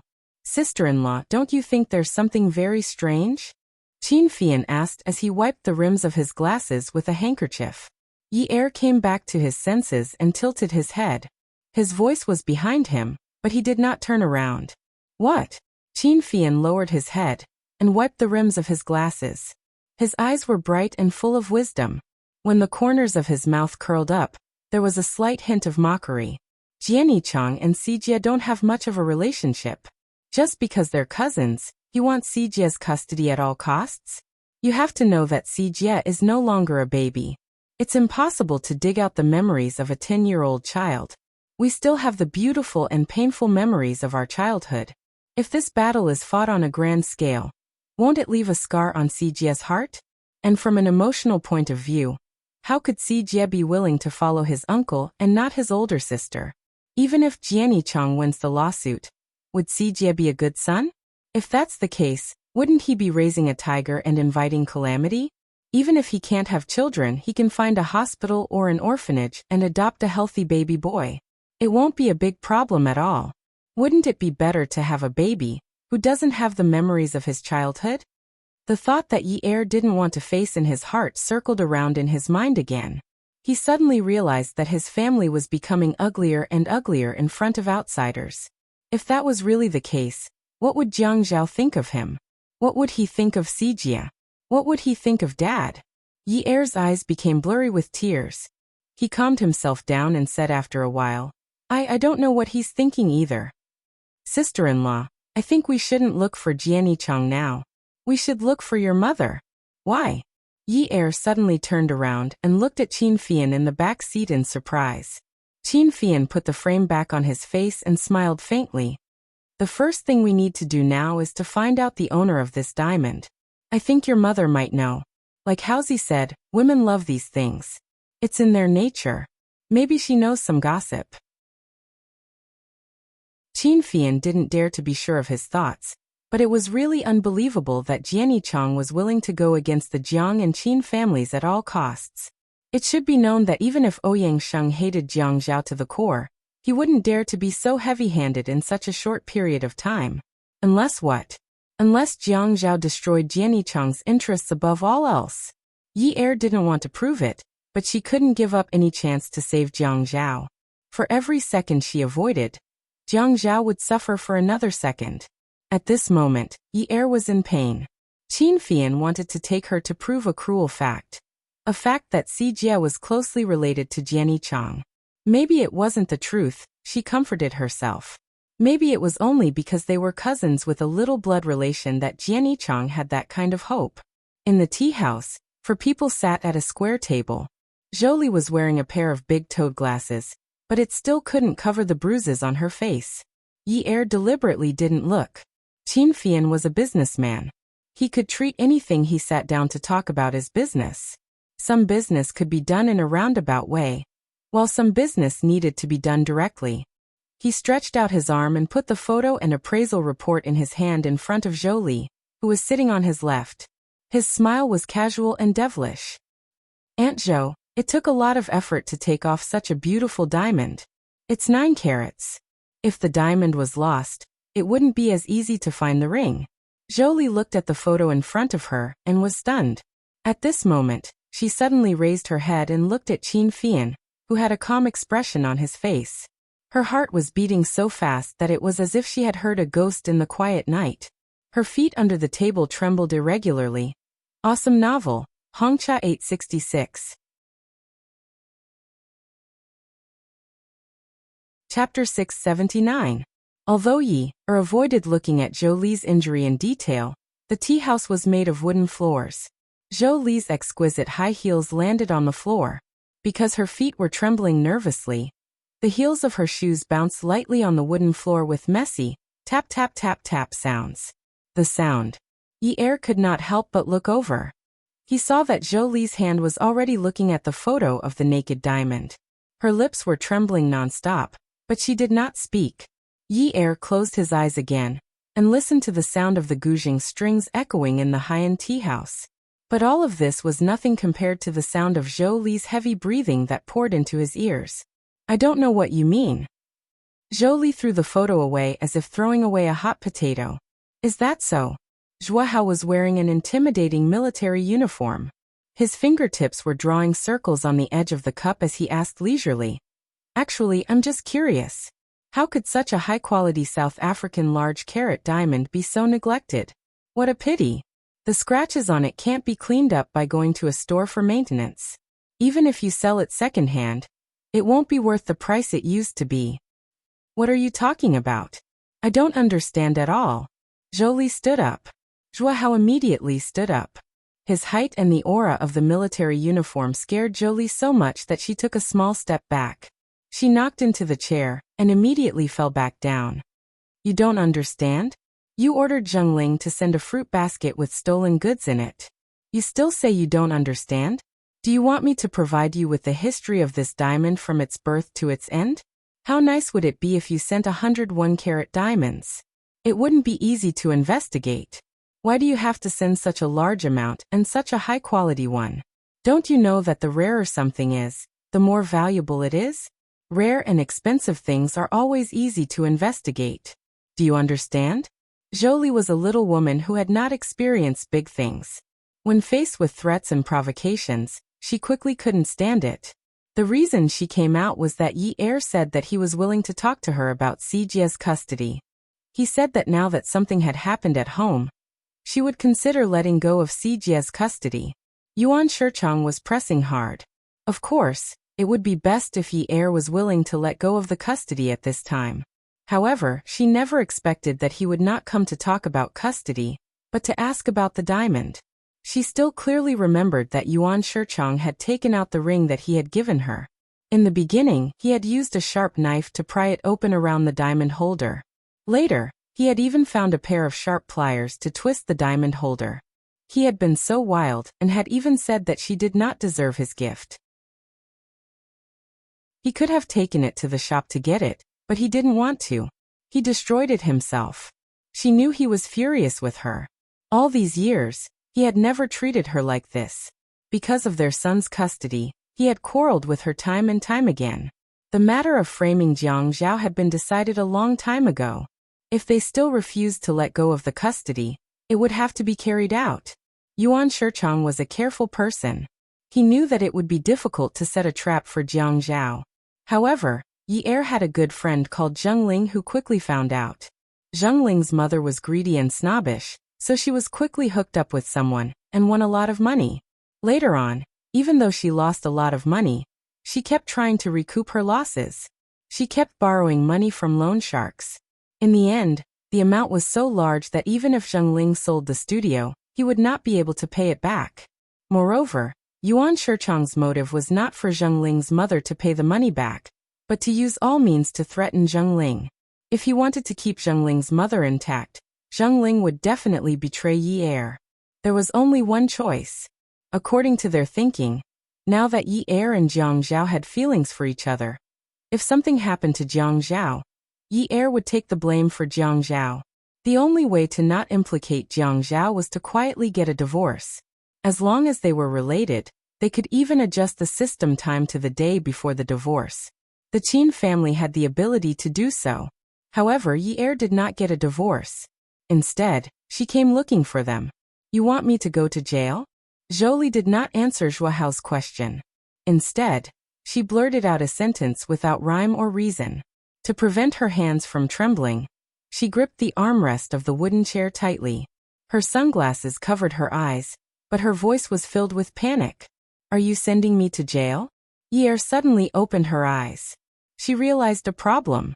It was not Sijie's problem, but if this was really Yuan Shichang's doing, and if Zhou was also involved, and Jiang Zhao returned home safely, then besides Zheng Ling and Yuan Shichang, Zhou would also be in jail. She had once called her by her name. Zhou, leave. Don't ever appear in front of me again. At that time, she really did not want to see this woman again. However, she had messed up her life and caused her father to be hospitalized and in a coma. She had a good life, but she did not want to live it. She just had to disturb her father's peace. Not wanting to see her forever did not mean that she wanted to send her to jail. It was fine as long as she lived a good life in another corner of the world. Jiang Zhao had once said angrily that such a mother was not worthy of being a mother. She also knew that such a mother was not worthy. But they had lived together for 17 years since they were young. There were too many memories that she could not let go of. If she could let go of them, she would not have cried so sadly when she said those words to Zhou outside her father's emergency room. Zhou, I want to know what you used to threaten Zheng Ling. Zhou heard Yi call her name in front of Zhuahao and Qin Fian. Zhuahao was slightly surprised, but Qin Fian did not seem surprised. Zhou sat up a little straighter and lowered her head. Her voice was soft and panicked. Her mother owes a huge amount of gambling money. Her photography studio and house have been foreclosed. All of her savings and Lu Cheng's money have been taken away. In order to save her mother's hands and feet, Yi bit her lip. No one could hear her crying. They only saw her face covered in tears. She did not speak. When she spoke, she sobbed. As Yi bit her lip, she felt that the taste on her tongue was no longer salty. She was angry. Qin Fian pulled out a tissue in a panic. He opened Yi's mouth and wiped the blood on her lips for her. Sister-in-law, calm down. Yi stood up and stared at Zhou, who was sitting down. She smiled sadly. How calm down? How can I calm down? How can there be mothers like you in this world? How can there be mothers like you? If it's not gambling, it's chaos. Why did you give birth to a child? Why did you give birth to a child? When you gave birth, why didn't you strangle the child to death? This was what Yi was thinking at this moment. She thought about why Zhou didn't just strangle her to death back then. In order to save her mother's hands and feet, Zheng Ling chose to betray her friend. Even if her mother ruined her career and family beyond recognition, she could only be used by others. Because there was no time to think of a solution, there was no extra.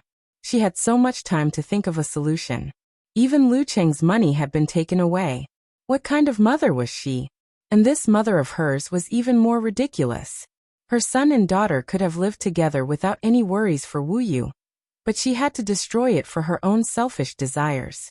She destroyed it so naturally. With just a sentence, I have my reasons, she completely destroyed it. Ever since Zhou was scolded by Yi last time, she felt guilty every time she thought about it. She did not even dare to look Yi in the eye. When Yi said such heartbroken words, she could not help but cover her face and cry. Yi I didn't want things to be like this either. I've said so many times that I only want Sijie's custody. I only want Sijie's custody, but you refused to give it to me. If you had given up Sijie's custody earlier, none of this would have happened. Are you blaming me? Yi's smile was full of pain. Qin Fian kept rubbing tissue on Yi's face. Then he pressed down on her shoulders and asked her to sit down. Logically speaking, he and Zhuahao should stay away from such family matters, but he felt that Yi was family. Zhou's actions were not family. If a family member was bullied, what would they do? All he could do was to stay there in silence. You should have told me earlier why you were so insistent on snatching Sijie's custody. If you had told me clearly, I would have considered it. I would have tried to find a compromise to resolve this matter. But have you told me anything? You didn't. From the beginning to the end. You lied to me. You lied to me, and you still blame me. Other than saying that you have your reasons, what else did you say? You hid so many things from me. Who can you blame? Yi Er's agitated voice became louder and louder. The originally quiet tea room suddenly became a tea house. Zhuo Hao immediately got up and asked the waiter to bring a screen to block the scene of the quarrel. He also instructed the second floor not to arrange for anyone to come up. Jolie was stunned for a moment. She immediately ran over to Yi Er, who was sitting opposite her. She grabbed Yi Er's hand and said, "Yi Er, tell mommy. Tell mommy. Do you want to send mommy to jail because of Jiang Zhao?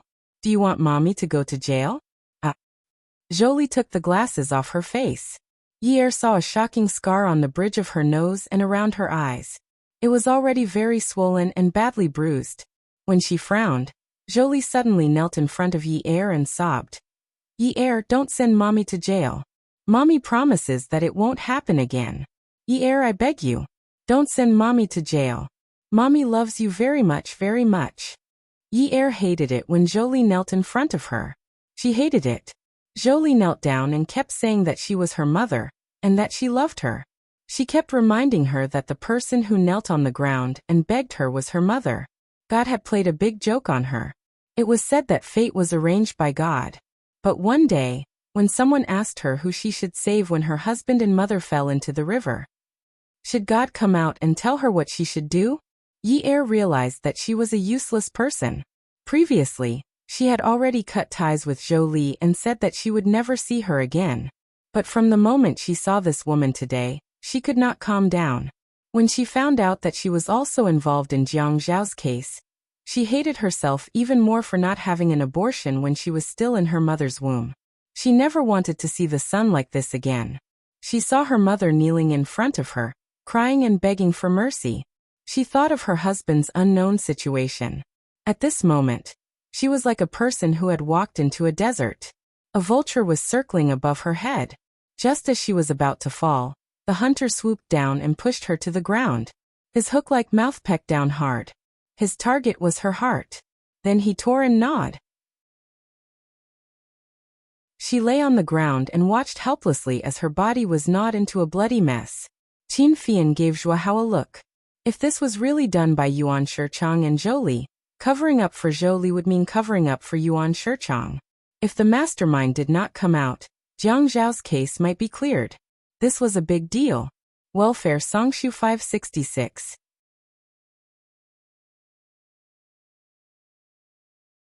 Chapter 680. Zhuo Hao knew that Qin Fian did not like to argue with women. At this moment, he strode over and used his strong physique to pick Jolie up from the ground. "Aunt Zhou, you should be thinking about how to explain yourself instead of begging sister-in-law.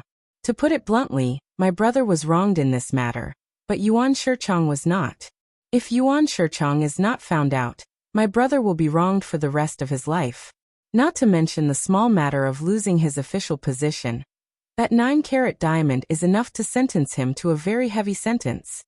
Yi Er finally came to her senses after hearing Zhuo Hao's threatening and reminding words. Nothing must happen to Jiang Zhao. Nothing must happen to Jiang Zhao.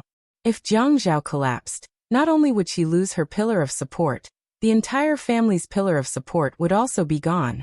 Yuan Shichang should go to jail. If he went to jail, no one would come to snatch her brother away. She did not care about those rotten relationships. She only knew that Si Jie was her brother from the moment he was born. They had been together for 10 years.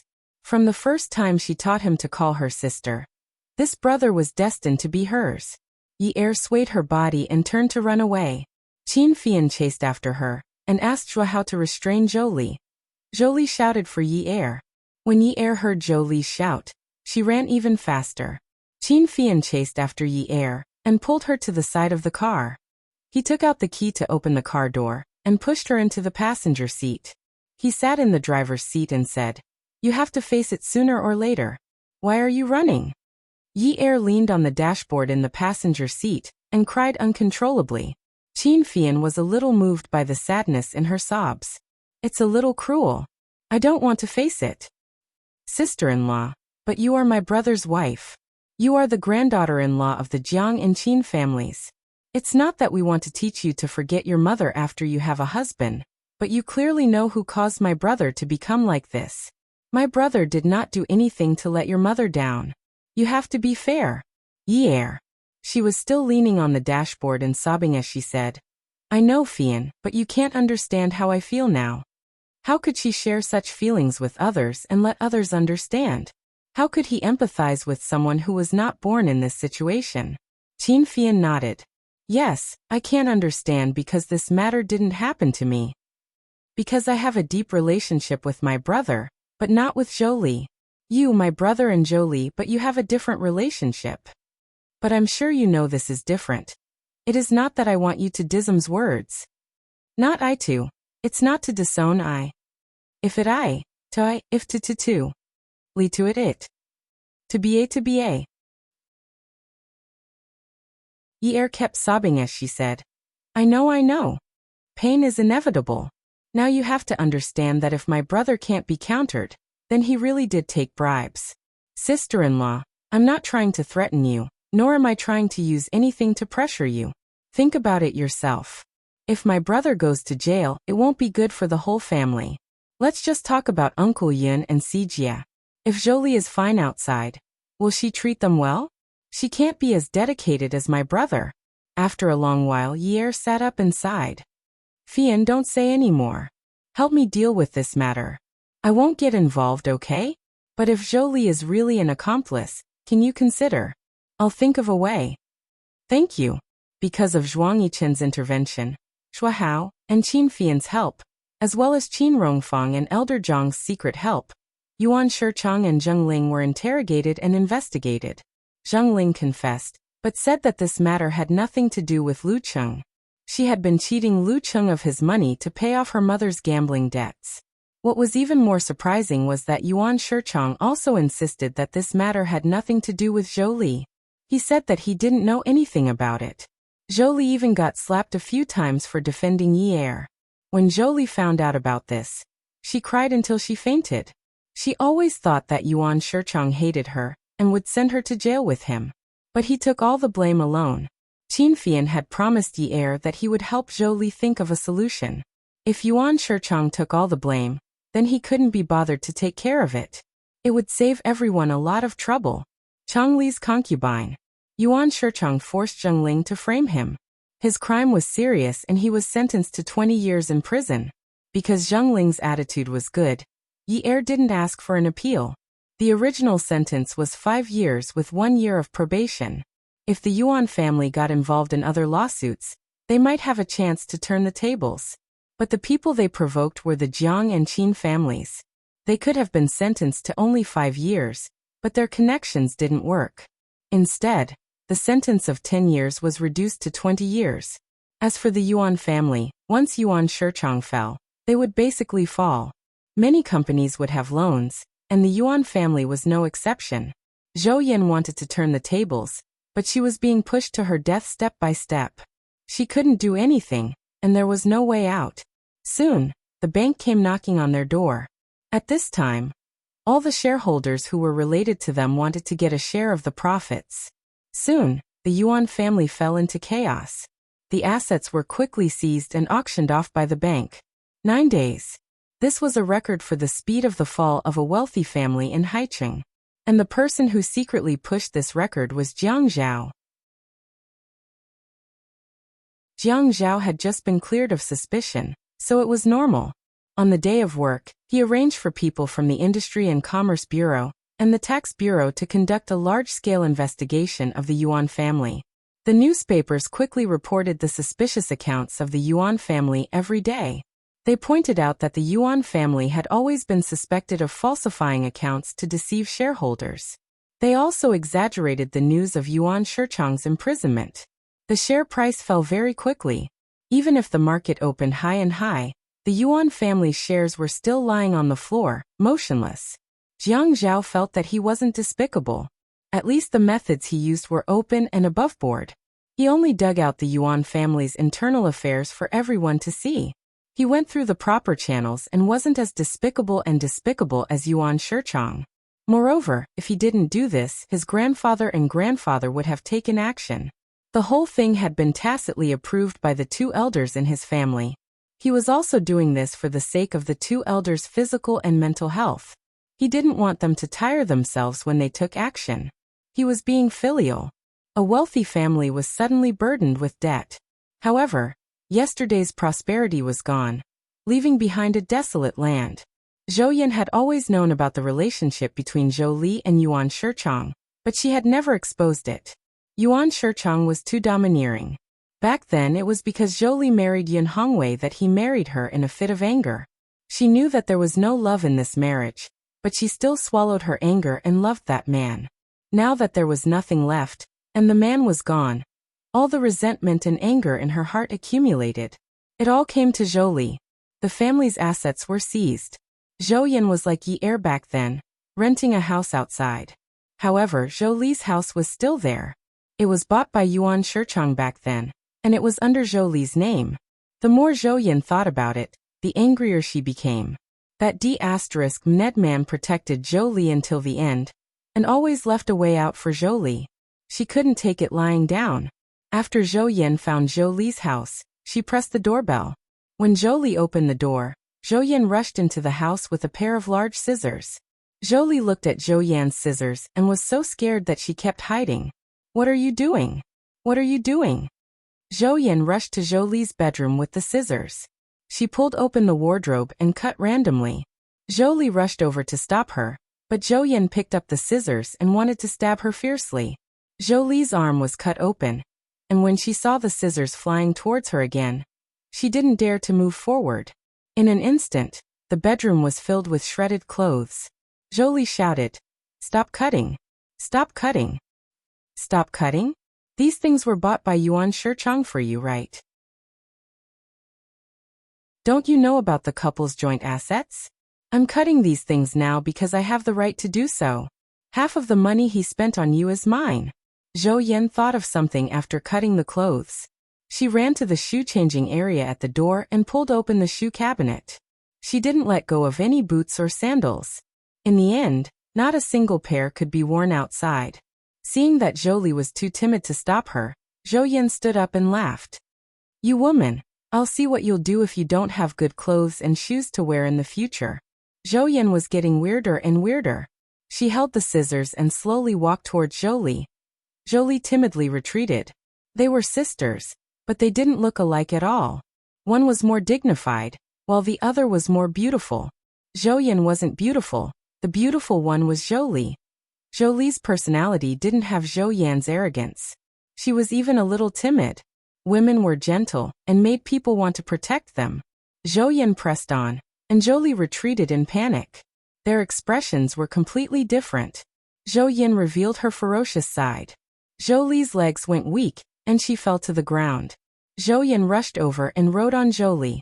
She pressed her down and used the scissors in her hand to force Zhou Li's face. Zhou Li shook her head but couldn't break free. "Let go of me! Let go of me!" When the scissors made a cut on Zhou Li's white face, Zhou Li screamed in pain. "Ah! My face, my face! Ah! My face!" Zhou Yan looked at the blood on Zhou Li's face and laughed. "I told you to use this foxy face to seduce men. Haha, I'll see how you'll seduce men in the future. Haha, you won't have good clothes to wear, you won't have good shoes to wear. Haha, no man will want you. Haha, come and see." Songshu 566.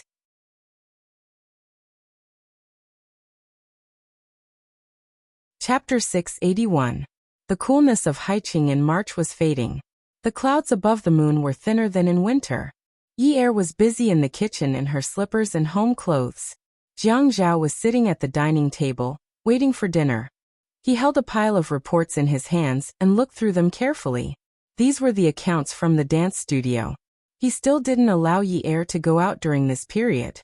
After he was investigated and found out that she had gone out to look for clues, he was so angry that smoke was coming out of his 7 orifices. His family must be crazy to do that, right?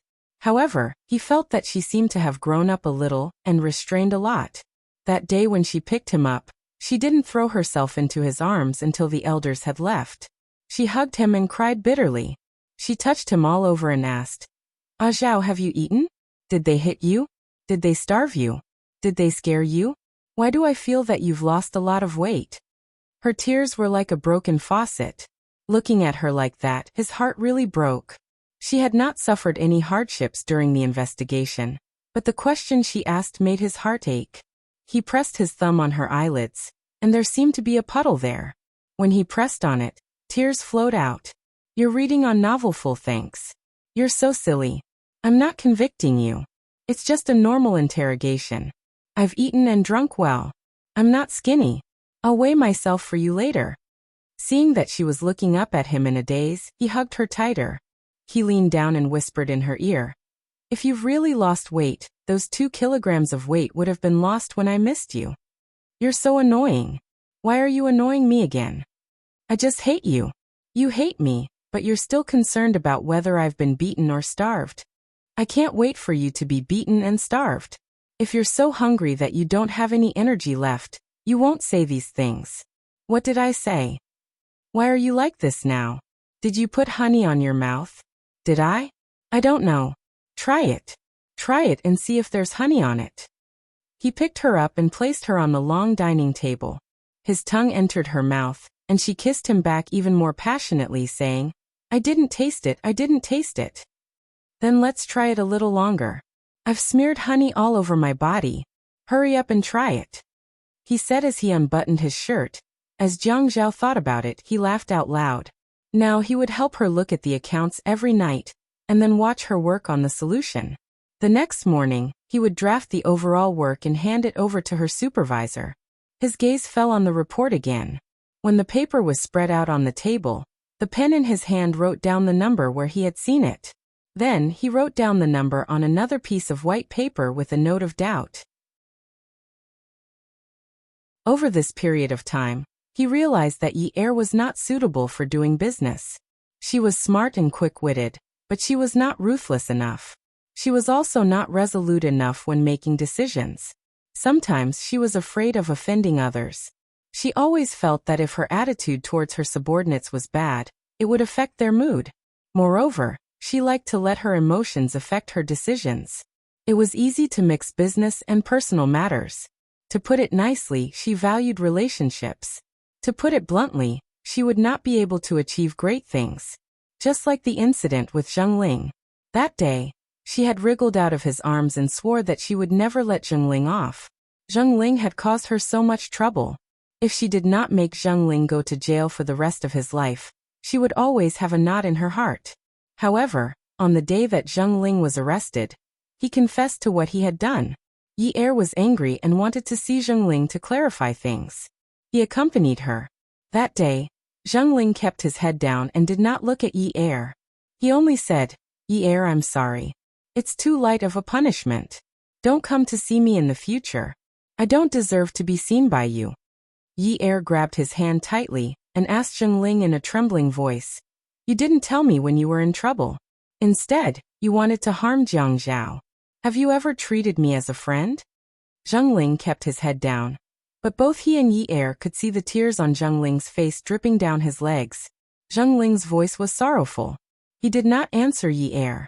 He sighed softly and said, My mother has always said that I'm a good-for-nothing. She was always poor. After my father abandoned her, she became even poorer. She would hit me and scold me. There were many times when I wanted to kill her. Sigh, really, there were many times when I wanted to kill her. If it were anyone else, they would definitely be agitated when talking about killing someone. However, Zheng Ling only sighed and used a regretful tone to describe it. She scolded me for being a good-for-nothing while sleeping with different men to earn money. Then she told me that she was very lucky at playing cards, and that she could send me to an elite school. After I went to an elite school, I would find a rich man, and I would never have to live a poor life again. When he and Yi Er heard this, they were both shocked. She told me to find a rich man while telling me that rich men were not reliable. She told me to find a reliable one and live a good life after marriage. She told me to go to a good school and get to know some powerful and influential people. She would be able to do twice the work with half the effort in the future. She would never be fooled by a playboy. She was very superficial, but she seemed to know everything. She kept lying to me. But there were a few times when I secretly stood outside the door and did not dare to enter the house. I heard her sleeping with another man inside. I hated her to the core. Really, I hated her so much. How could I have such a mother? When you helped me, she treated you like a bodhisattva. I was so happy because she rarely treated my friends so well. You were my best friend. She treated you well and always cooked your favorite dishes. But later on, your family declined. She did not allow me to interact with you, so I secretly interacted with you. When I wanted to help you, she scolded me. I really hated her to the core. How could I have such a mother? God was very unfair to me. When I wanted to repay her kindness, my mother scolded me every time. She said that I was an ingrate. I was already so old, but she still hit me. Even though I worked hard to earn money so that she could live a good life, she still called me an ingrate. She was very rude. I always scolded her viciously, saying that it was because of her that my father did not want her. Sigh, I hated her, but I also wanted to kill her. Really, sometimes I had forced delusions. I thought that she would suddenly die in a car accident. But when others told me to cut off her arms and legs, I felt that my sky was falling. I felt that I was so cheap. I hated her to the core, but I still wanted to save her. I sold the studio and the house.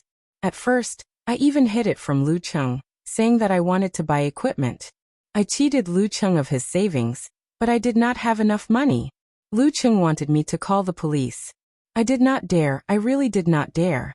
I did not dare to imagine how a person like my mother, such a rude and superficial person, would scold people with her hands on her hips. If she lost her limbs, what would she become? Even if she wanted to hit me, it would be impossible.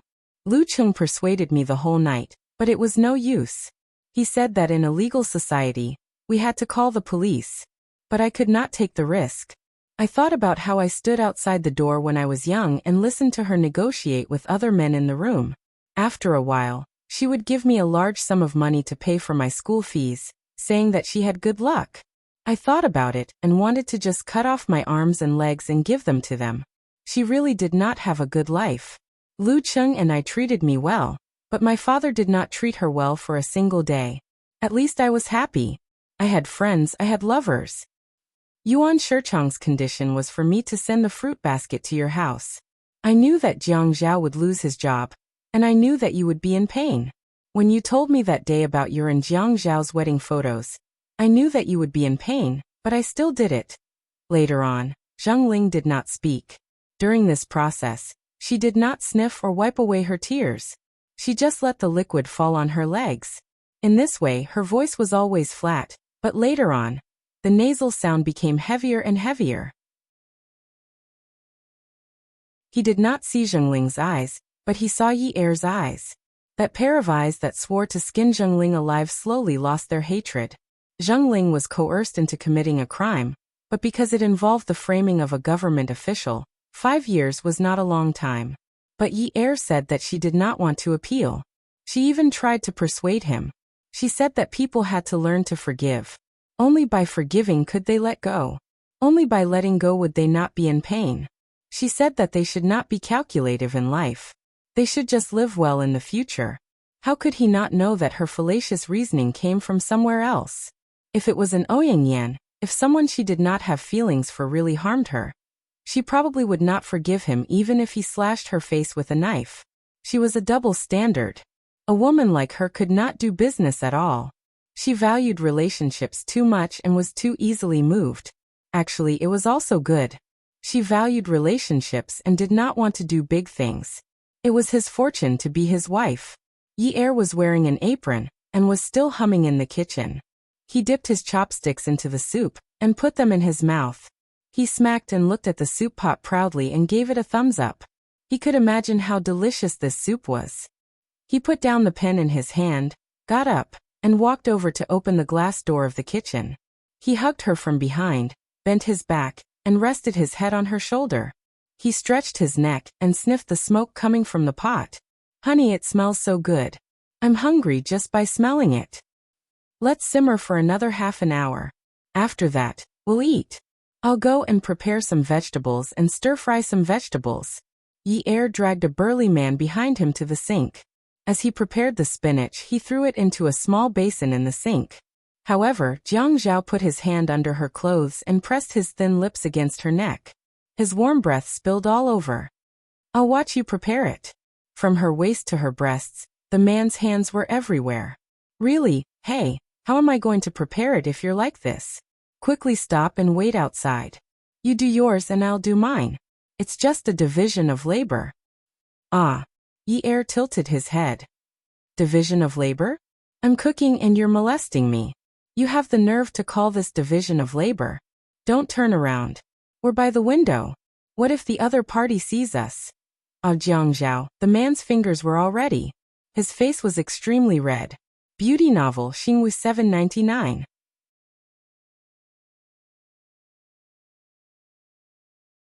Chapter 682.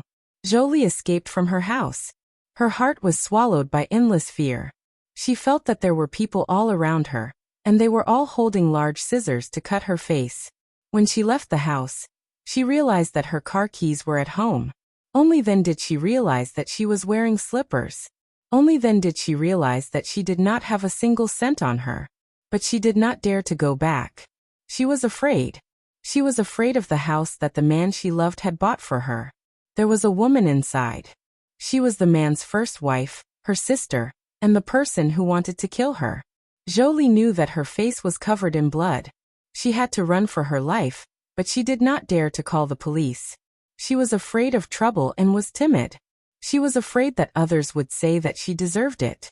They would say that she deserved it for stealing someone else's husband. Yes, Zhou Yan had said many times that it was her retribution. She ran out of the neighborhood. There were a few taxis waiting for passengers outside the neighborhood. The green lights on the roof made people excited. Jolie ran over and opened the door of the back seat. The driver was shocked when he saw her running into the car like a ghost. He saw the wound on her cheek and quickly asked, "Miss, did you meet a criminal? Do you want me to call the police for you?" Jolie's heart was beating wildly in fear, but in the end she lied. She didn't even dare to look at the front row. Her voice trembled as she said, "No, I was scared by the cat just now. I was hanging on a tree branch." Then where did Miss go? Although the driver was doubtful, he did not ask again. Where did she go? Jolie suddenly felt so sad that she did not know what to do. Where did she go? She did not dare to go back to the south. There was no Hu Jinchang, no one to rely on. She did not know where to go. She suddenly realized that she had no one to rely on. At that time, she always felt that she only needed to stay with Hu Jinchang. She loved him, and was willing to give up anything. As long as she could be with him, she did not care about anything. Hu Jinchang was very good to her. He listened to her every word, lived a life of luxury, and never neglected her. But now that Hu Jinchang had fallen, Zhou Yan wanted to kill her.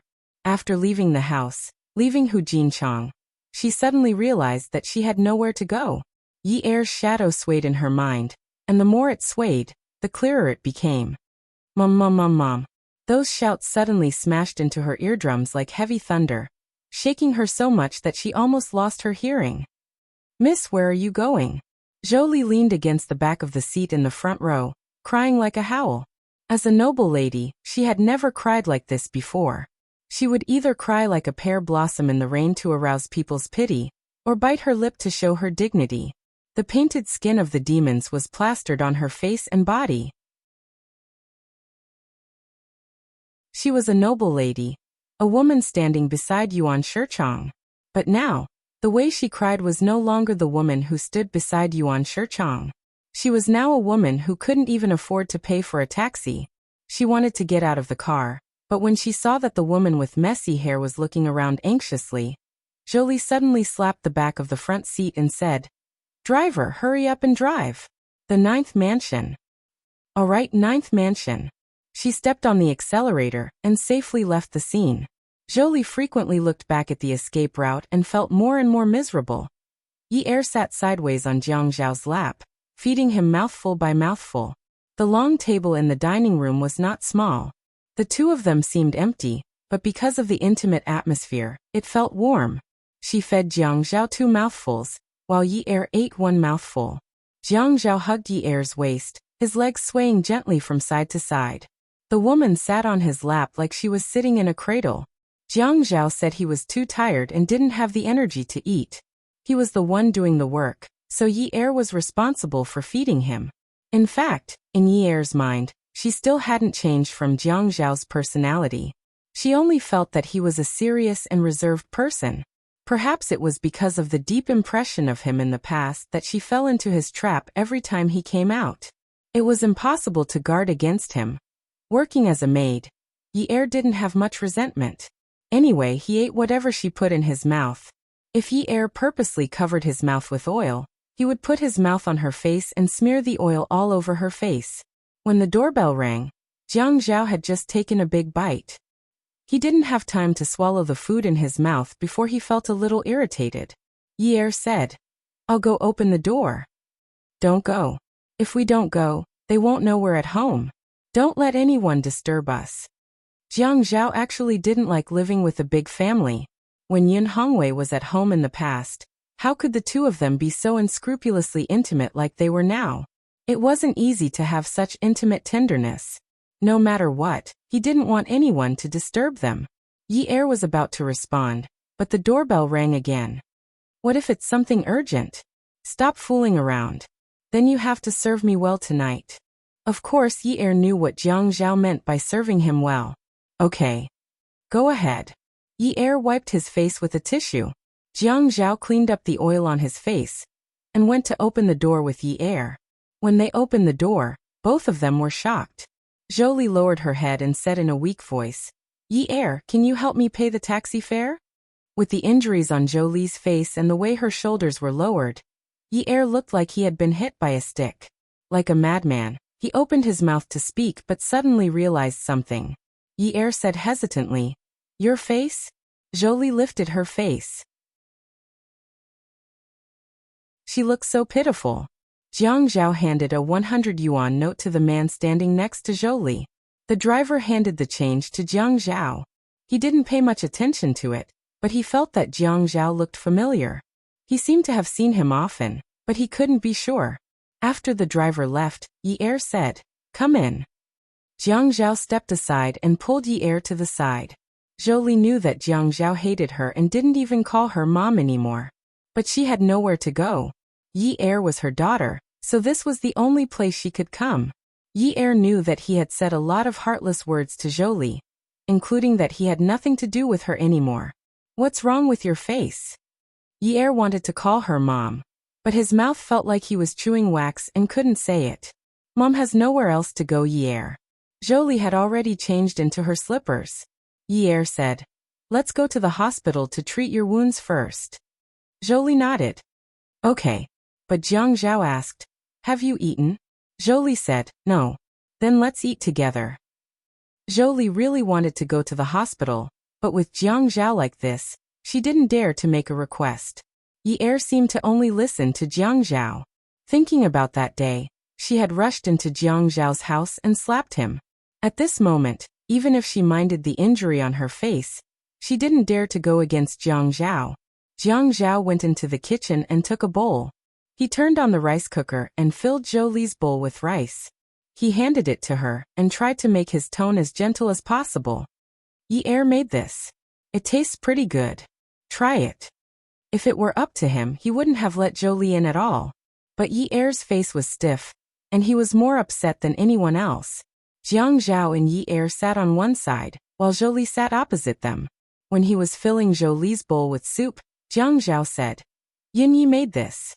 It tastes pretty good." She took a long time to boil the soup. During this period of spring, she was afraid that I would get angry, so she put a luohan fruit in it. There weren't many dishes. For Yi-er and Jiang Zhao, it was just a pot of soup with a meat dish and a vegetable dish. Usually the two of them wouldn't be able to finish it, but it was just enough for Jolie. Attention, Hongcha 866.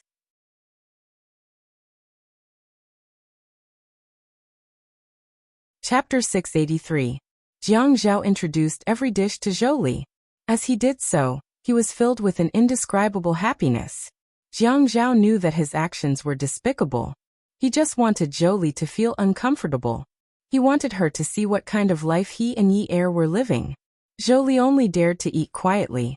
For the first time, she felt like she was living under someone else's roof. At night, Jiang Zhao took Jolie to the hospital to treat her wound.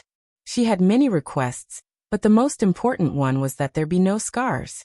Jiang Zhao smiled. That's impossible. The wound on Yi Er's forehead wasn't this deep. There were still some scars, but it's okay. I don't think it will affect anything. Zhou Li looked at Yi Er with pitiful eyes. Yi Er then said to the doctor, treat it well. Try not to leave any scars. The doctor said, it's impossible to not leave any scars. We can only use the laser again and again. Yes, Zhou Li answered eagerly.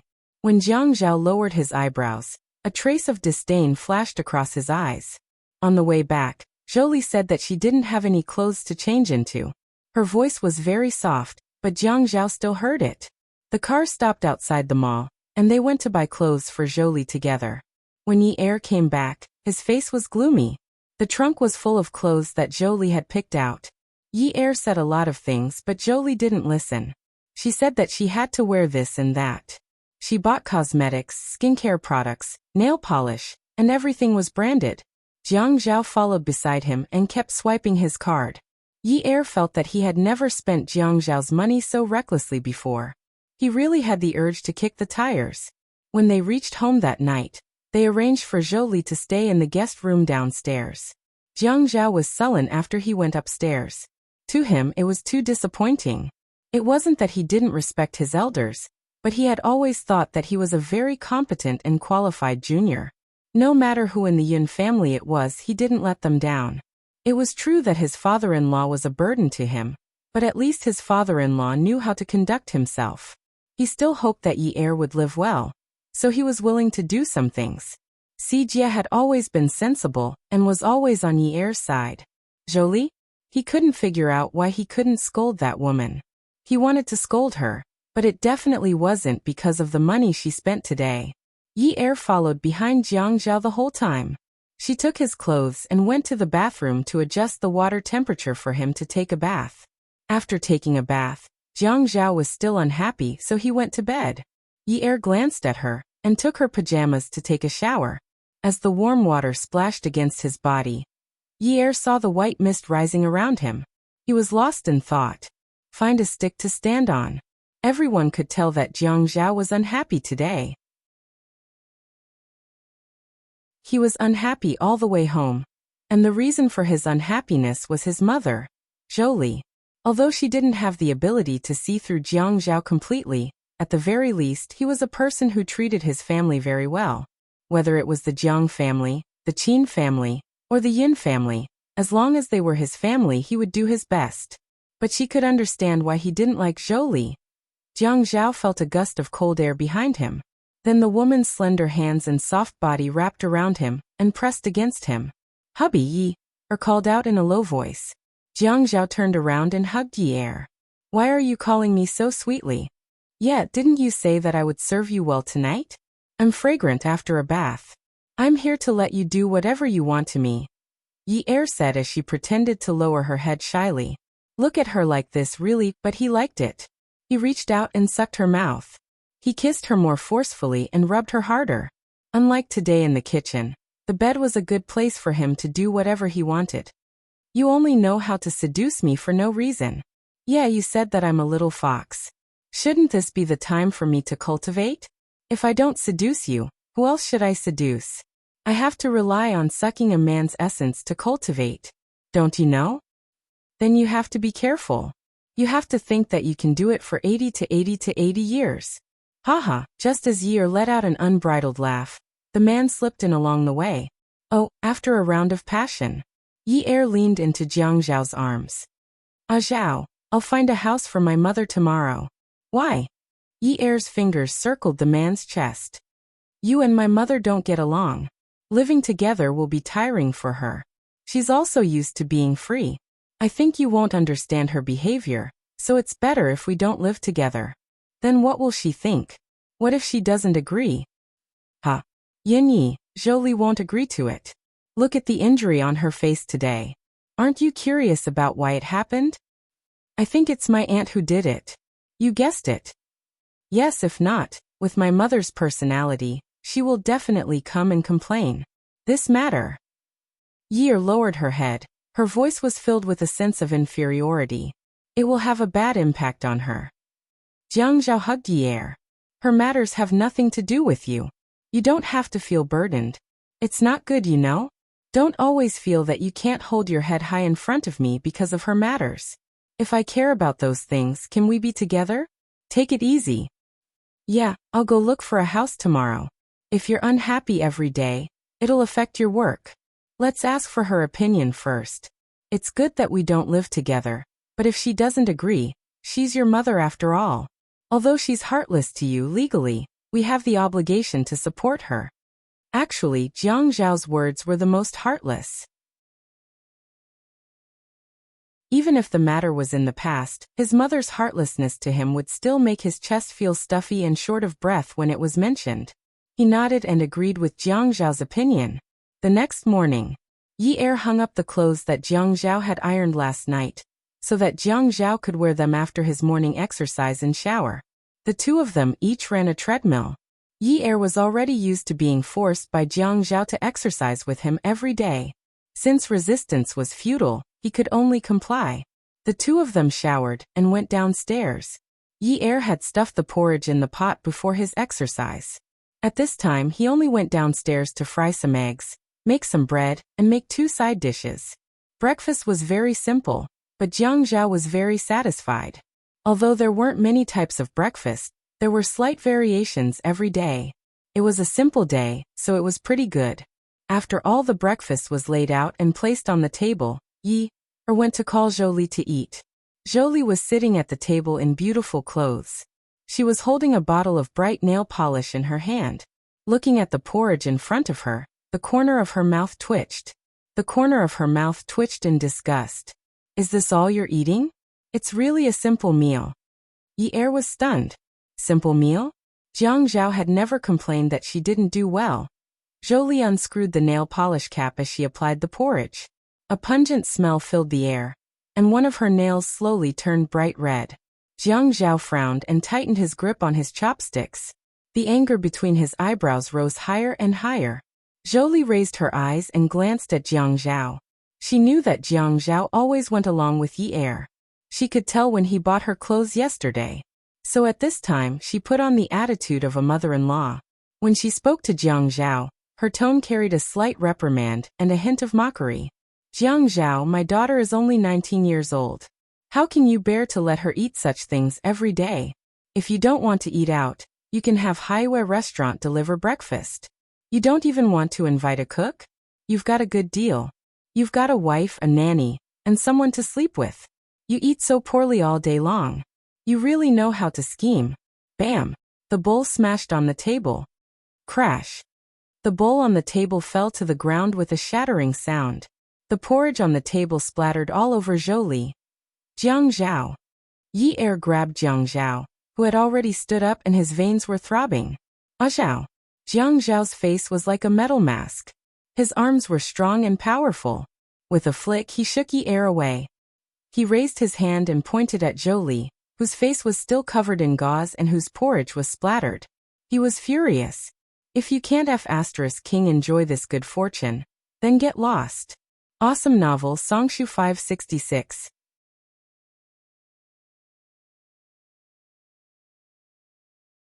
Chapter 684. Jiang Zhao could not stand a woman like Jolie. Even if a woman wanted to paint her nails and flirt, there should be a time and place.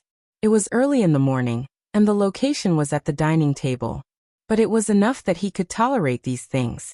But what he could not tolerate was Jolie's disdain. The Jiang family had been strict since young.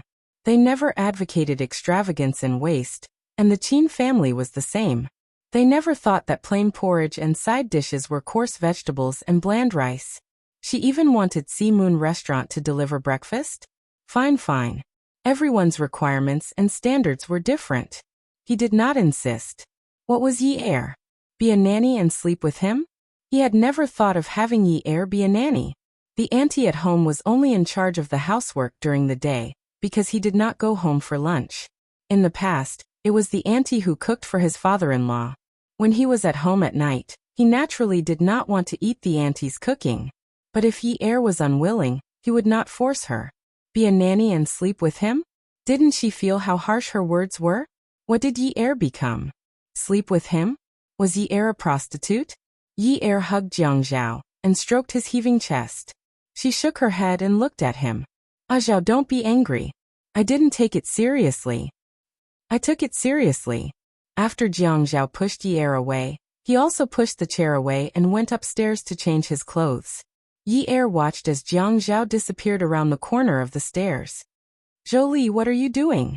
Yi Er could not call Jolie mom in front of her. She already had a psychological barrier. In front of Jiang Zhao, she could still call her my mom, my mom.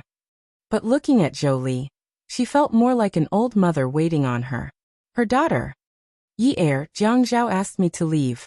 Jolie walked shakily to Yi Er's side. She tugged on the apron that Yi Er was still wearing. When she heard Jiang Zhao tell her to get lost, her legs trembled. She didn't dare to leave. She didn't want to leave. She was afraid that she would meet Zhou Yan as soon as she went out. No one dared to come to Jiang Zhao's house to take her away. She couldn't leave this protective umbrella. All right, I'll look for a house for you during the day. Yi Er took a towel from the kitchen and wiped the porridge off the table. Then she went to the balcony to get a cloth to clean up the porridge. Jolie was afraid of brushing her own feet, so she took a few steps back and said fearfully, Yi Er, I'm not leaving. I want to stay with you guys.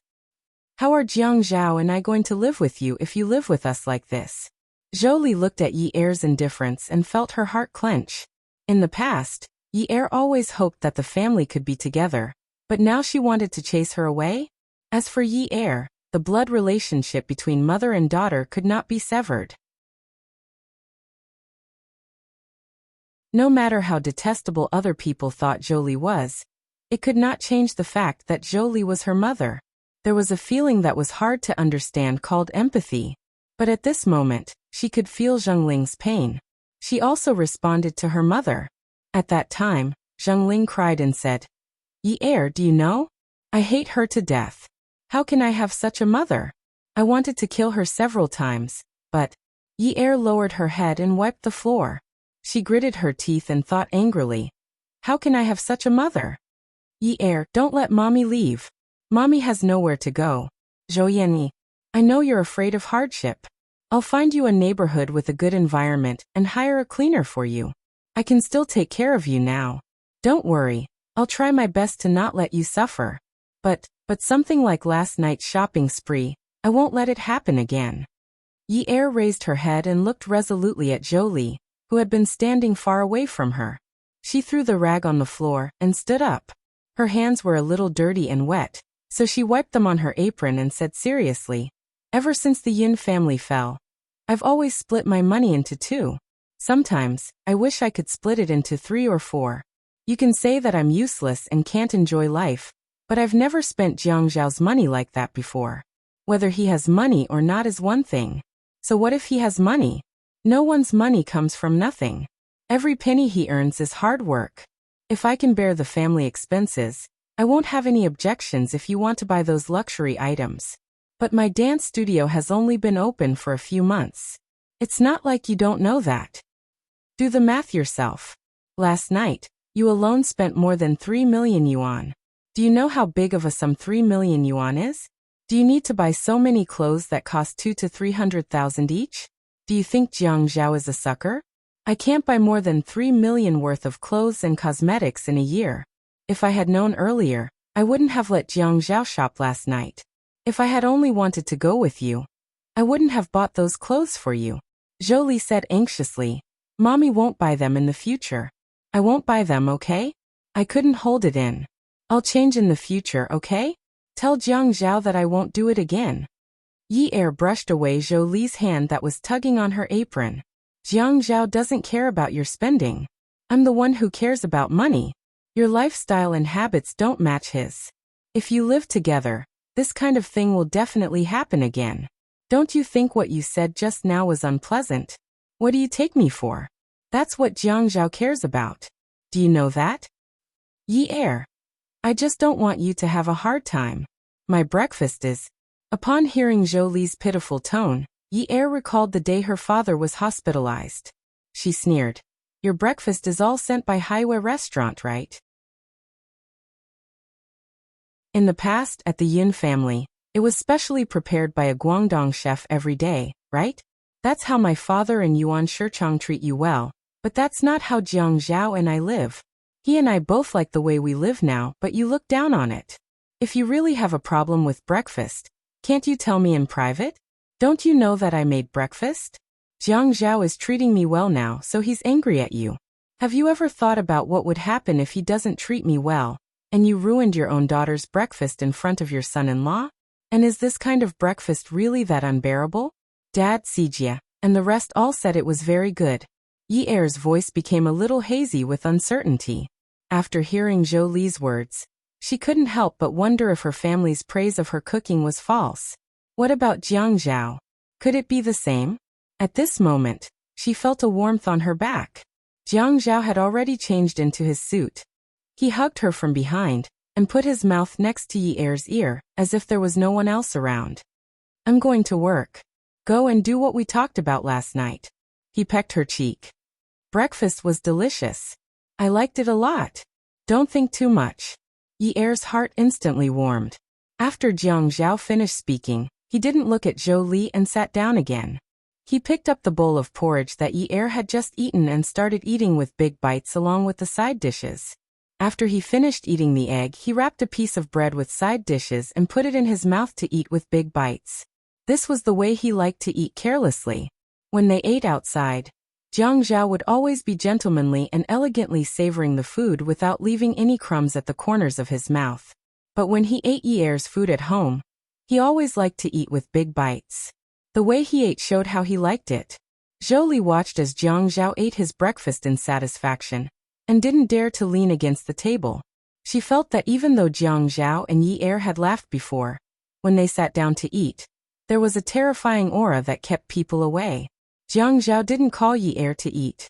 He finished a few mouthfuls and went to work. No matter what Zhou Li promised Yi Er was determined to find a new house for Zhou Li. This was something she had decided on last night. Zhou Li was her mother. No matter how hateful she was, this blood relationship could not be severed.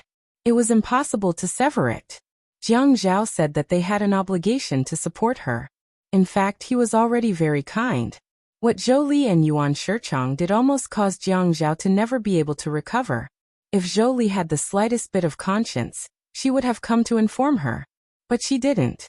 She couldn't ignore it. She couldn't force Jiang Zhao to live under the same roof as someone who wanted to harm her.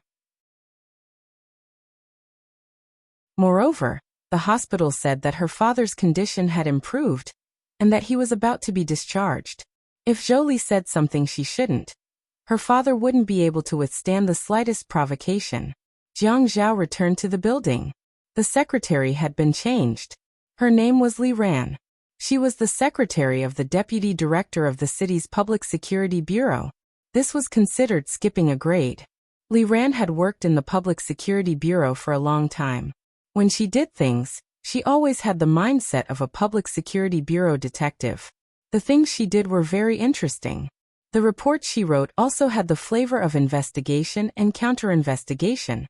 Jiang Zhao felt that this young man would probably have to return to the Public Security Bureau to be an officer in the future. Otherwise, he would feel like a hero with no place to use his talents. Shen Kai sat on the sofa and drank the coffee made by Li Ran. However, he complained about Li Ran unkindly. Jiang Zhao, your current secretary really doesn't know the ways of the world at all. Really, I'm still a member of the Examination Institute, right? Even if I'm a Luo, I'm the only one who can investigate other people. No one else can investigate me. How dare he interrogate me? But I'm still not a Luo. I'm the biggest Luo in the procuratorate. Jiang Zhao was sitting opposite Shen Kai. He was fiddling with the tea set and brewing tea. When he heard Shen Kai was angered by Li Ran, he laughed. It's all because of Luo. Yes. It's still Luo. You're amazing. You're not Luo. You're just a mayor. Jiang Zhao raised his eyebrows and said provocatively. That's right. I have a higher rank than you. What should I do? Shen Kai was a loafer. Even in the mayor's office, he was still a loafer. Of course, the premise was that the mayor's secretary was not present, and the door was closed. Sometimes, a hooligan's words were like a robbery. It's good that you don't know what to do. Since you have a higher rank, then why don't you do something? What's in it for me? No matter if it was Jiang Zhao, Zhuang Yichen or Shen Kai, or anyone else in this circle, they would not forget to add on. What's in it for me? No one is willing to help others if there is no equivalent exchange of benefits. This is the unspoken rule in this circle. Of course. I don't think I'm such an unscrupulous person. The smile on Jiang Zhao's face and eyebrows was faintly discernible. Let's talk about the benefits first. Robber. Huh? You're a hooligan. What qualifications do you have to call me a robber? Fine. I received a report from the front line. Ouyangsheng had used his personal connections to approve a 200 million loan to Ouyangsheng. What do you think of this condition? Jiang Zhao laughed. You have no conscience. Everyone knows you like Ouyangyan. Shen Kai slanted his lips and gave a mischievous smile. Didn't you like her too? What did the movie say? Who hasn't liked two scumbags in their lifetime? Jiang Zhao laughed and spat. If there's a scumbag, it's you. Haiqing's #1 hooligan. You have the nerve to call others scumbags. Jiang Zhao felt that although Shen Kai looked like a simple-minded hooligan, he was actually very clear about his own interests. When it came to women, it was true that he liked them, but he would put his own interests first. It seemed that he had never given up his own interests for the Ouyangyan. If such a man was placed in ancient times, he would be the material of an emperor, right? He was heartless. But to say that Shen Kai was heartless, Jiang Zhao shook his head. What Shen Kai said next must have something to do with the Shen family. Sure enough, Shen Kai drank his coffee and leaned back. I heard that Grandfather Qin recently found a family for Feiyu. They plan to have a marriage alliance with Ji City's Pei family. Is that right? That's fast news. They've only been talking about this for a few days. Since the Qin family and the Pei family are going to be in-laws, things are easier to talk about. Oh, yesterday Shen Xian was playing in Ji City and beat up the young master of the Pei family. Sai in Haiqing, the Shen family is also one of the top families. Shen Kai was annoyed. He wanted to light a cigarette, but after thinking about it, he gave up. Jiang Zhao nodded. Indeed, the Shen family was definitely one of the top families in Haiqing. Shen Xian, this girl, had become more and more troublesome in the past 2 years. She had the title of Haiqing's #1 beauty, but she didn't look like a well-bred young lady at all. No wonder a hooligan like Shen Kai was frowning so much. Shen Kai sighed. Now that the Pei family has detained her, it would be fine if she was in Haiqing. But in Ji City, the strong dragon can't suppress the local snake. My family's old master is so angry that he's about to vomit blood. Jiang Zhao looked at Shen Kai's melancholy expression. He really couldn't relate this to Shen Kai. Jiang Zhao's tea was already boiling. He smiled as he poured water into the teapot to wash the tea set. Are you still afraid that the Pei family will do anything to Shen Xian? The Pei family also knows the Shen family's status in Haiqing. They definitely won't do anything rash. Look at how anxious you are. Don't worry, they probably just want Xian to admit her mistake and apologize or something. Shen Kai rolled his eyes at Jiang Zhao. That's why people say that acne is the least worrisome when it's on someone else's face. If Feiyu was detained today, I'll see if you can still smile. Jiang Zhao shook his head. Our Feiyu has never hit anyone, so this kind of thing won't happen to Feiyu. See, you always think that your sister is the best, right? Hearing you say this, I really want to beat you up.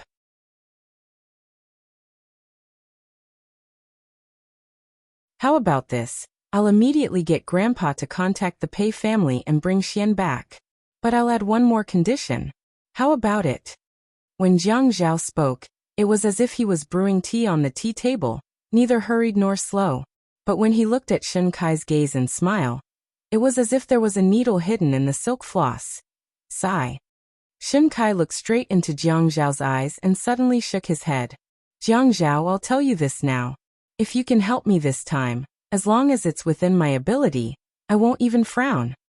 Come and see. Xingwu 799.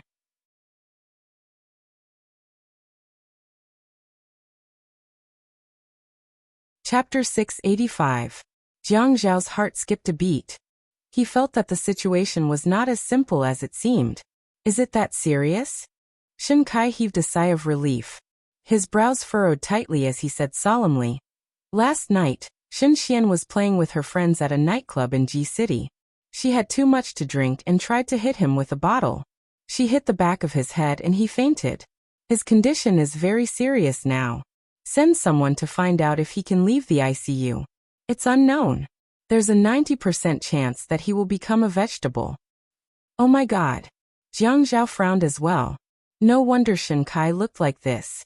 Something that could make this loafer so serious was indeed not a small matter. What's wrong with little Xian now?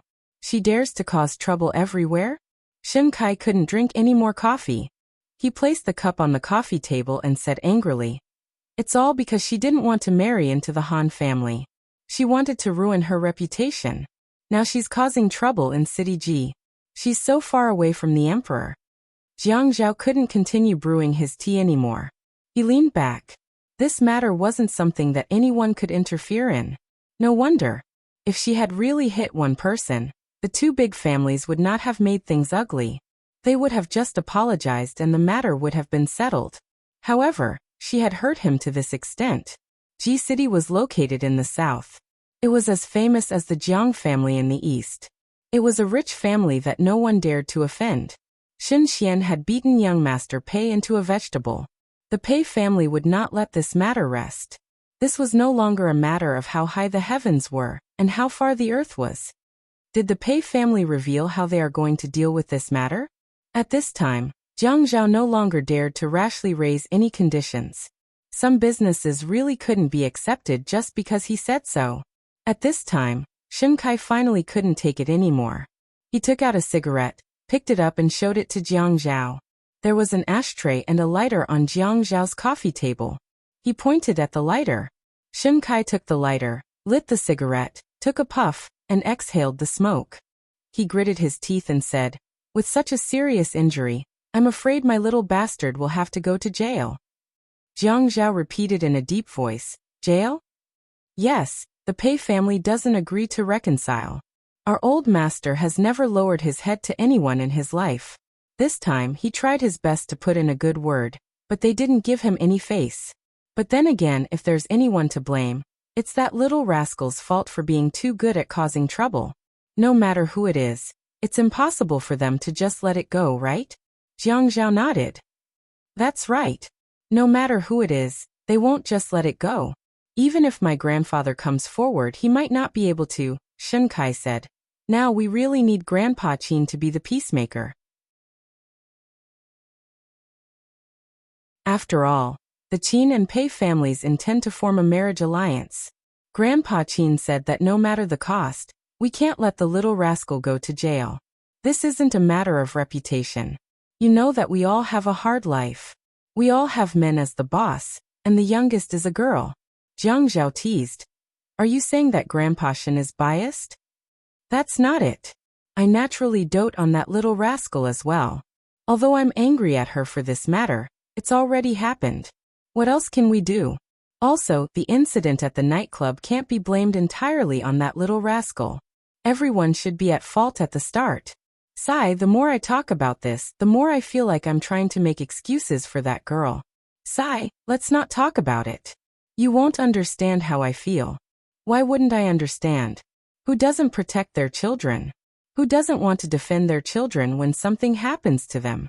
No one is a saint, isn't that right? How can my grandfather be the peacemaker?" Shen Kai didn't speak for a long time until he finished his cigarette. "You know that Shen Xian has an engagement with the Han family. It's not very good for us to take the initiative to break off the engagement. I want Grandpa Qin to come forward and mediate the situation. Now that Xian is in trouble, isn't it better to have the Han family to back her up? Breaking off the engagement at this juncture?" Jiang Zhao had just finished speaking when he saw Shen Kai's eyes turn red for the first time. Shen Kai raised his head and looked. He looked up. He calmed himself down and looked at Jiang Zhao again. "Old master means that as long as that little rascal doesn't go to jail, we'll think of a solution in the future. There's a 90% chance that Boss Pei will be in a vegetative state now, but..." Shen Kai pressed the cigarette in his hand heavily into the ashtray and rolled it repeatedly with unusual force. A little cigarette, but was enough to make his joints turn white. His hand and lips were trembling, but he didn't look at Jiang Zhao. Old master said to negotiate with the Pei family for that little rascal to marry over. Even if Boss Pei is in a vegetative state for the rest of his life, the little rascal will take care of him for the rest of his life, and give him 100 billion dowry. Jiang Zhao was shocked by Shen Kai's words. Shen Kai continued. The Pei family is in a fit of anger now.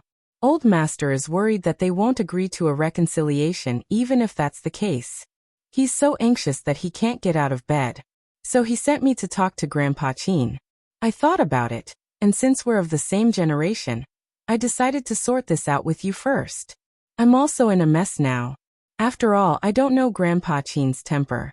Do you think the Qin family can help with this matter? The old master can't even catch his breath now.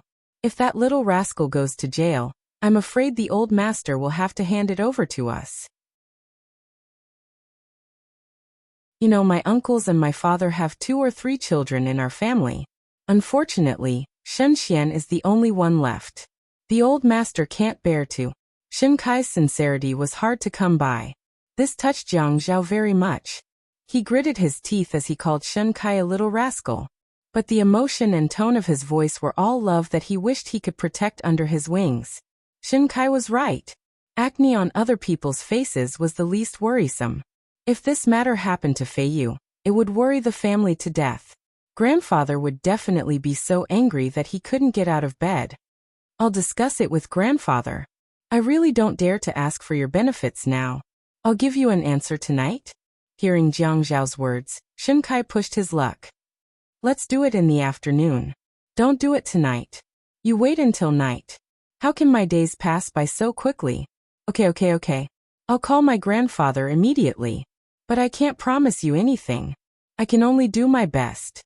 Shen Kai stared at Jiang Zhao and slowly said solemnly, Jiang Zhao, if the Qin family can help resolve my sister's matter, I, Shen Kai, will treat you as a real brother.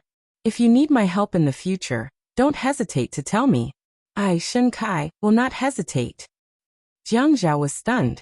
Then he slapped his thigh and said straightforwardly, okay. Yi Er's efficiency in finding a house was due to the fact that she had commissioned an agent. She had stated her requirements. Exquisite renovations, 40 to 60 square meters, 1 or 2 rooms were fine. Jolie complained that the apartment was too small. Yi Er was furious. Madame Zhou, an exquisitely renovated 40 square meter elevator apartment would cost 2,000 yuan in Haicheng. 60 square meter apartment would cost nearly 3,200 yuan. What more do you want? You live in such a big house. Can't you even let me stay in one? Yi Er controlled her temper. The more Jolie acted like this, the more she felt that renting a house was the right thing to do. If she lived with Jiang Zhao like this, Jiang Zhao would definitely be so disgusted that he wouldn't want to go home. The house I rented for you isn't bad. You can have whatever you want. It has furniture and appliances. The renovations aren't bad either. The houses I found for you are all renovated by landlords for you to live in. Others have lived in those houses before. You allow your father to live in 9th mansion, but you don't allow me to live there. Didn't you say that you wanted Xijie and I would live with Dad? Isn't it natural for Dad to live with me? Then do you want Xijie now? You can take care of Xijie. You'll be responsible for his living expenses, school fees, and transportation. Jolie was immediately dumbfounded. I think I'll live alone. I don't have the ability to take care of Xijie. Yi Er resisted the urge to scold her and turned to follow the agent. In the morning, Jolie's housing problem was quickly solved, and she hired a cleaner to clean the house. Jolie was penniless. She lowered her head and said, Yi Er, Mom doesn't have money with her. Yi Er went to the rental house to get some cash. She knew that Jolie was a spendthrift. She had about 3,000 yuan left in her bag and gave it all to Jolie. Although the rent here is expensive, the surroundings are complete. There's a big supermarket at the intersection. You can buy some groceries to cook at home every day. Don't eat out all the time.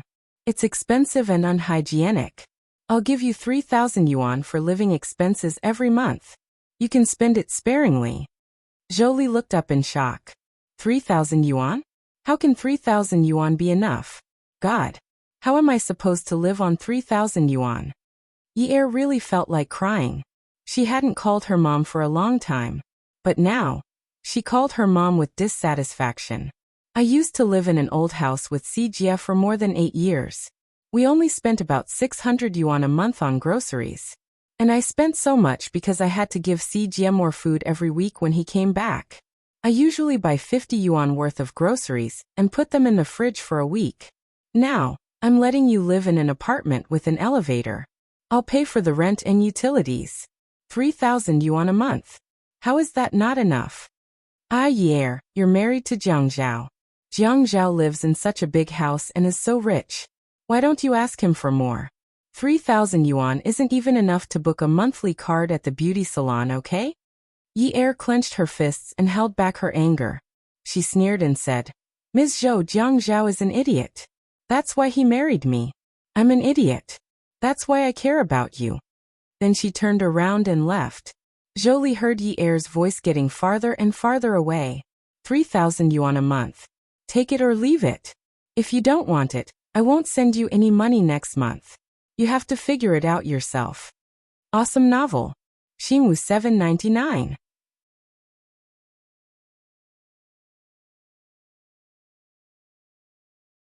Chapter 686. Jolie chased after Yi-er anxiously. Yi-er, don't treat mom like this. After Yi-er was pulled, she turned around and sighed with her shoulders slumped. You also said that you're my mother. If it weren't for this gauze on your face, who would say that you look like my mother? You look just a few years older than me. Sometimes, I really want to say some hurtful words to you, but I can't. I hate that I've inherited Dad's genes in my blood. If only I had inherited your cold-blooded and heartless genes. Jolie slowly let go of Yi-er's hand. Yi-er, you said that Mom is cold-blooded? Isn't that so? Yi-er pursed his lips. Other than Yuan Shichang, who do you have feelings for? My father? You don't, right? Me? You don't either. If you have feelings for Sijia, why are you saying that you don't want him anymore? You're afraid that he'll drag you down, right? Other than your own comfort, who else have you thought about? Do you think that it's only right that Yuan Shichang protect you? Do you think that he should protect you since you've been with him for so many years? Mom, putting aside the matter of Jiang Zhao and Yuan Shichang, I think that Yuan Shichang is more humane than you. Really, at least in that situation, he didn't drag you down with him. He clearly knew that if he did, you would become his accomplice. As long as you helped him get a lighter sentence, he would have given you a lighter sentence. Gently, but he didn't do it, but you touch. But tell me honestly, have you ever been touched? Have you ever been touched from the bottom of your heart? Yi-er left with a hint of disdain. Jolie returned to her room with the 3,000 yuan that Yi-er had given her. She suddenly didn't know what to do, whether it was with Yin Hongwei or Yuan Shichang. She had never been so tight on money as she was now. What could she do with 3,000 yuan? Yi-er said that she used to spend 600 yuan on groceries in the past, and that was only when Yuan Shichang was at home on weekends. And when she went out to eat with Yuan Shichang, she had to eat a steak that cost 2,000 yuan each. A cocktail made by a high-class bartender cost 700 to 800 yuan. Not to mention an expensive glass of red wine, booking the entire theater for a movie. Yi-er said that her clothes and cosmetics cost less than 3 million yuan a year. However, if one day she wanted to shop, not to mention 3 million, if she bought jewelry, it would be more than 10 million. Yuan Shichang always said that he would buy her all the stars. As long as someone was willing to sell her, only the best things in the world were worthy of her. Yin Hongwei had also said this before. Touching the gauze on his face, how should he go on in the future? Jiang Zhao told Qin Rongfang about the Shen family over the phone. Originally, he planned to go back to the house to talk about it in detail at noon, but Qin Rongfang said that it was not good to go home during working hours, so he went to the building to find him. When Shen Kai heard that Qin Rongfang was coming over, he did not leave and kept waiting. Qin Rongfang was led into Jiang Zhao's office by Li Ran. Shen Kai bowed to Qin Rongfang politely. Grandpa Qin, sorry to disturb you. Qin Rongfang patted Shen Kai's shoulder. Kaizi, this child is getting more and more pleasing to the eye, haha. Grandpa Qin, you're too kind. You've grown up. Haha, this kid has a sense of humor. I like him. Li Ran asked Qin Rongfang what kind of tea he would like to drink, and Qin Rongfang said that Jiang Zhao knows how to brew tea. Shen Kai said unhappily, Li Ran, why didn't you check the household register? Li Ran. Li Ran looked at his watch and did not beat around the bush. Mr. Shen, the office in the building closes at 11:30 p.m. Those who look for Mayor Jiang at this time are all private matters, and it's not convenient for the secretary to ask. Jiang Zhao and Qin Rongfang both burst into laughter. Shen Kai was not in a good mood, but he only scolded him. Idiot. After the three of them sat down, Qin Rongfang went straight to the point. Kai Zi, that brat Xian really beat Boss Pei until he is in a vegetative state? Why didn't I hear old Pei mention this? It should be because everyone is rushing to the hospital. How can they be in the mood to talk about it? Shen Kai actually understood why the Pei family wanted to detain Qin Rongfang. He just wanted to minimize the harm to his sister. Now that Qin Rongfang was so concerned about it, he told him the whole story. Qin Rongfang reached out to pinch the skin between his brows and rubbed it. His snow-white brows were furrowed. Although our Qin family doesn't have much business dealings with your Shen family, old Shen and I have never stopped seeing each other. For old Shen to make such a decision, I can understand his heart-wrenching feeling. To be so angry, Sai. I'm afraid he can't wait to raise his walking stick and beat Xian to death? Shen Kai nodded solemnly. Isn't that so? He keeps shouting at home that he wants to go to G City and beat that little bastard to death. The more he shouts, the more he can't catch his breath. Everyone at home is worried. Qin Rongfang said. It's the same for anyone else. He keeps shouting about that troublemaker, but in his heart, he just wants his child to be safe. Otherwise, even if you put a knife to old Shen's neck and gave him 100 billion yuan, he wouldn't bear to marry Xian to a comatose person. This is simply the worst plan. But we don't have a good solution. If it was in Haicheng, we could think of something, but the Pei family's roots are in the south. We can't do anything. Even if we use our connections, it's impossible to overcome their local influence. Grandpa Qin knows that the Pei family's influence is similar to the Jiang family in the east. Not only are they rich and powerful, but they also have a complicated political background. If the Pei family refuses to reconcile and insists on making a fuss, we can't do anything at all. Qin Rongfang nodded as he listened. Shen Kai took over Jiang Zhao's job just now. He poured the tea and handed it to Qin Rongfang with both hands. This was how a well-mannered family taught the younger generation to serve tea to their elders. Qin Rongfang especially liked that the children of rich families inherited the old tradition. He always felt that the younger generation's attitude towards their elders determined a person's character. Even if an unfilial person could achieve great things, it would only be 30 years in the East, and 30 years later, it would be the West. Good qualities could be passed down to the next generation. Only with such children could the family's lintel shine. After drinking Shen Kai's tea, Qin Rongfang put the cup back on the table. Kaizi, I know that old Shen asked you to come to me because you can make the decision. I'll definitely help if I can. Don't talk about this and that. It's like we're robbing a burning house. Grandpa Qin, what are you talking about? I didn't think of that. Whether he thought of it or not, there was no need to say it too clearly. Everyone knew that there was no such thing as a free lunch. The Shen family and the Qin family didn't have much business dealings in the past, but they would in the future. I'll make a trip to Ji City tonight. You Jiang Zhao come with me. If Ruoxuan really marries over, our Qin family and the Shen family will be related relatives. Okay, thank you, Grandpa Qin. Jiang Zhao nodded. Grandpa, then I'll ask for leave. Qin Rongfang nodded in agreement. When Jiang Zhao asked for leave, he wanted to take Yi Er with him. Yi Er said no. Dad is still in the hospital. Yin Yi, let's hire 2 more nurses to take care of him for 2 days. Can't you go with me for 2 days? I'm going to G City with Grandpa this time. It's a tricky situation. Are you just going to watch your husband fight with others alone without anyone to take care of him? Jiang Zhao's tone was really pitiful. Yi Er finally gave up struggling. Then I'll arrange for the nurses. But you must come back on Friday night. No one will pick Sijie up. Don't worry. He really won't come back. There are so many people in the Qin family. You're just a 20-year-old girl. How can you be so thoughtful? Are you an old woman going through menopause? I'll go, okay? Okay, pack some clothes. I'll pick you up after work. Jiang Zhao went to pick Yi Er up after work. Yi Er heard from Jiang Zhao that the Pei family's matter was more difficult to deal with, so she didn't ask too much. She only listened to the conversation between the three men on the private plane, and roughly understood the whole story. The housekeeper made tea for Qin Rongfang every once in a while, and the family doctor took his blood pressure from time to time. After getting off the plane, the airport was very crowded. There were people everywhere to pick them up. Even though they came out of the VIP passage, they could still feel the bustle of Ji City from the busy footsteps. Shen Kai and Qin Rongfang walked in front and talked as they walked. Jiang Zhao held Yi Er's hand and walked behind. Yin Yi, I didn't bring you here for fun this time.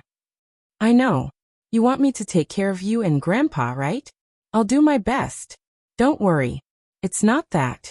Jiang Zhao brought Yi Er's hand to his lips and kissed it. Yin Yi, I wanted to bring you here to take a look at the negotiations between the big families. You might have a sense of superiority when you're in Haicheng. The Qin family's power, the Jiang family's power in the east, and my status will form a sense of superiority in your heart. But you have to remember that in this world, there will always be people who are better than you. You have to leave yourself some leeway when you do things. Shen Xian caused trouble this time, and the Shen family sacrificed at least half of their power to ensure her safety. Yi Er couldn't help but feel apprehensive. However, Jiang Zhao continued, if sacrificing half of the empire can protect her, then that's still fine. But you will see in a moment. For some clans, even if you offer up half of the empire, they might not even care about it. That's because they have their own powerful kingdoms. Perhaps even if grandfather were to personally make a move today and do his best, he might not succeed. So Yin Yi, now you should know why the Jiang family and the Qin family are so powerful, but they still use a mediocre education method instead of a tyrannical one, right? It's because if you walk by the river often, your shoes will inevitably get wet. Xian's mistake this time is enough for her to regret it for the rest of her life. Yi Er squeezed Jiang Zhao's hand. Her palms were sweaty. She stopped in her tracks and looked into Jiang Zhao's eyes. She said firmly, Hubby, no matter what official you become in the future, I won't put on airs and offend people outside. I promise. Ha! Jiang Zhao held Yi Er's hand and brought it to his mouth again. He reached out and patted her head. I knew you were the best. Awesome novel Songshu 566.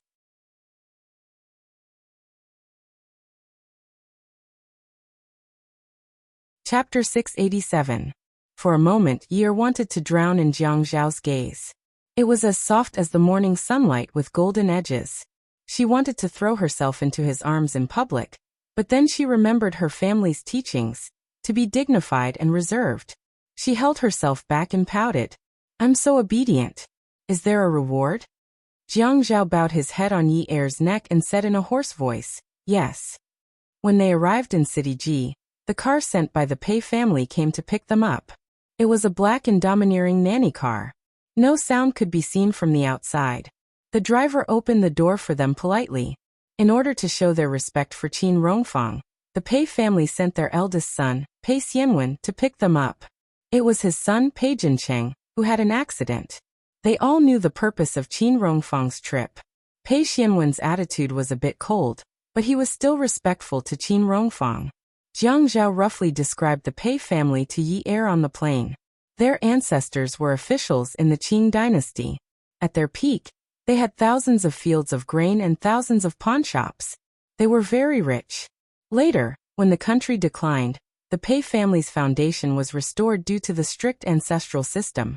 Instead, they became more and more prosperous in the troubled times. It was not until the domestic movement and the struggle for ownership of land that they truly declined. But the Pei family had always been business-minded. At the beginning of the domestic movement, they had been transferring their property abroad. Although a lot of it was later confiscated, it did not affect their slow rise after the private ownership of land. At that time, the ancestral house of the Pei family was very popular, but the damage was not serious. After the private ownership of land, the old master of the Pei family bought the ancestral house and renovated it. Jiang Zhao said that if he went back to Jiangzhou next time, he would take her to see Jiang Rui's snow garden. It was a large house left by the grandfather of the Wen family. It was built with various styles of villas according to the family's preferences. But Snow Garden was different from the ancestral house of the Pei family. The Pei family had a very ancient Chinese-style building. In Yi Er's mind, the ancestral house should be like the ancient yard of the Qin family. The Qin family's antique yard looked very rich at first glance. She always felt that there was a deep cultural heritage in it, as if everything was a cultural relic. But when she arrived at the ancestral house of the Pei family, she still gave it a fierce shock. Compared with the Pei family, the Qin family's facade was too low-key. There was a tall and majestic roof with a plaque hanging on the lintel. The words Pei Residence were written fiercely and majestically. The vermilion lacquer door looked like the ancient palace doors on TV. There was a bronze tiger ring on the door. The two stone lions at the entrance revealed their ferocious glints and were awe-inspiring. The blue stone steps went up layer by layer. After a few steps, there was a thick and wide doorsill that was about a foot high. This facade was much bigger than the Qin family's. Yi Er was startled for a moment. He felt that they weren't going to enter a mansion. Were they going to enter a prince's mansion or the imperial palace? The thick red lacquer door opened with a creak. A middle-aged man in his 40s nodded his head. His movements were slow, and he didn't seem too eager. He was just being polite, neither servile nor overbearing. Yi Er crossed the threshold and the middle-aged man said to Pei Xianwen, "Sir, old master said that he's waiting for guests in Qin Garden." Pei Xianwen said, "Prepare some snacks and tea. I'll bring them over." The middle-aged man retreated. "I'll go now." Yi Er knew that the Qin family had many rules. But seeing the way the servants of the Pei family spoke to their master, he suddenly felt that he had entered another Qin family. He felt tied up and extremely uncomfortable. Jiang Zhao didn't seem to be uncomfortable. He pulled on Yi Er's hand and asked in a low voice, "Do you know why grandfather wanted to arrange Fei Yu's marriage with the Pei family?" Yi Er didn't dare to speak too loudly, so she stretched her neck and leaned against Jiang Zhao's ear. She cupped her hands and whispered, "He's so rich." Jiang Zhao shook his head. "Grandfather loves Fei Yu dearly. Even if it's a business marriage and he has to find a suitable match, he won't sacrifice Fei Yu for money. The Qin family doesn't lack money. Then why?" Yi Er didn't understand. Jiang Zhao smiled faintly. The Pei family's upbringing is strict. Their children abide by the family rules. Grandfather feels that the children raised by such a family will know shame, know etiquette, respect the elders, protect the young, and not be licentious. He's afraid of marrying Fei Yu off to a hedonistic young master. I see. It was obvious that there were many rules. With so many rules, how could they not be strict? But grandfather's painstaking efforts, Fei Yu was so young. Would she be able to understand? They walked around the winding paths, corridors, and halls. Yi Er felt that this was indeed a palace. If this house wasn't made of green bricks and tiles, but red walls and gold tiles, it would definitely be the Forbidden City. They walked around Qin Garden for nearly 20 minutes before they arrived. Fortunately, the garden was ever-changing under the lights.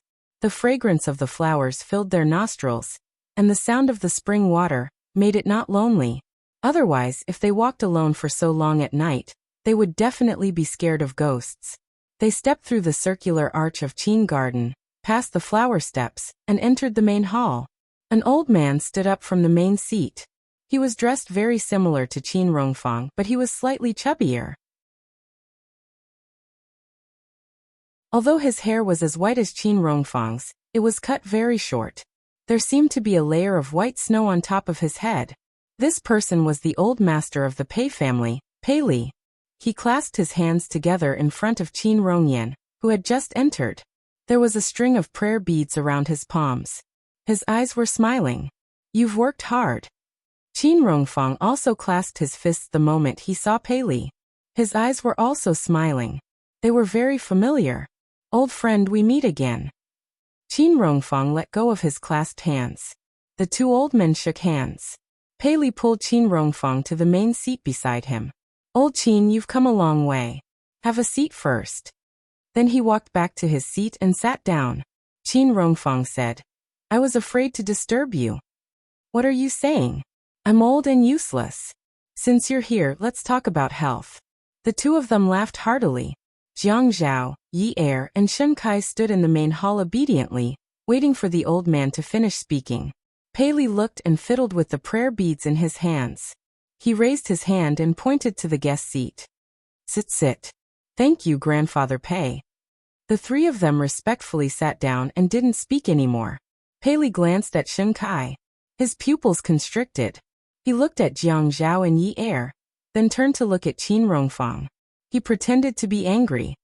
Are you bringing your grandson and granddaughter-in-law here to show off to me? Qin Rongfang rolled his eyes at Pei Li. What's there to show off for?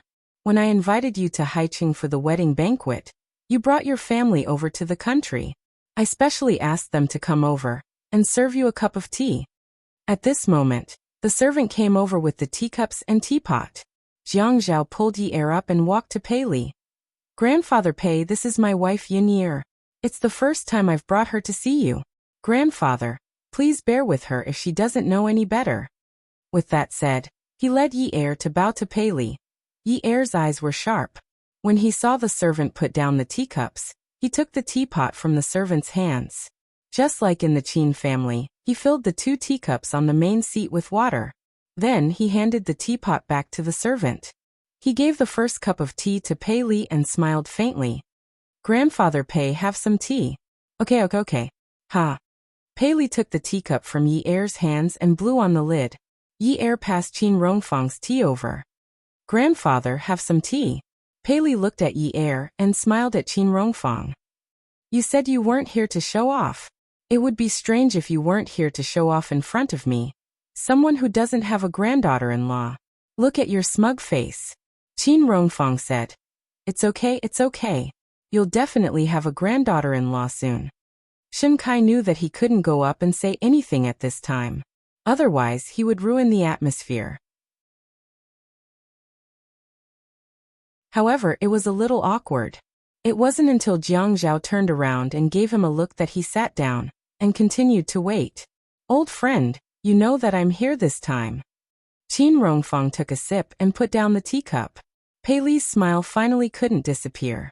It darkened. Old Qin, let's not talk about other things today. Granddaughter-in-law is here. Let's talk about something happy. Qin Rongfang gave Shen Kai a look. Shen Kai stood up and walked to the main hall. He bowed to Pei Li. Grandfather Pei, my sister didn't know how to cause trouble. Originally, my grandfather wanted to come personally to apologize, but he suddenly fell ill and couldn't come. My father is also overseas. He just received the news and is rushing over. Now I'm the eldest brother in the family. I hope Grandfather Pei can forgive me. Shen Kai bowed again. It was a very deep bow. Pei Li's fingers moved faster and faster. Seeing Shen Kai's gaze become sharper and sharper, Yi Er was nervous about the atmosphere. He secretly wiped the sweat on his forehead. I think it's better to handle this matter impartially.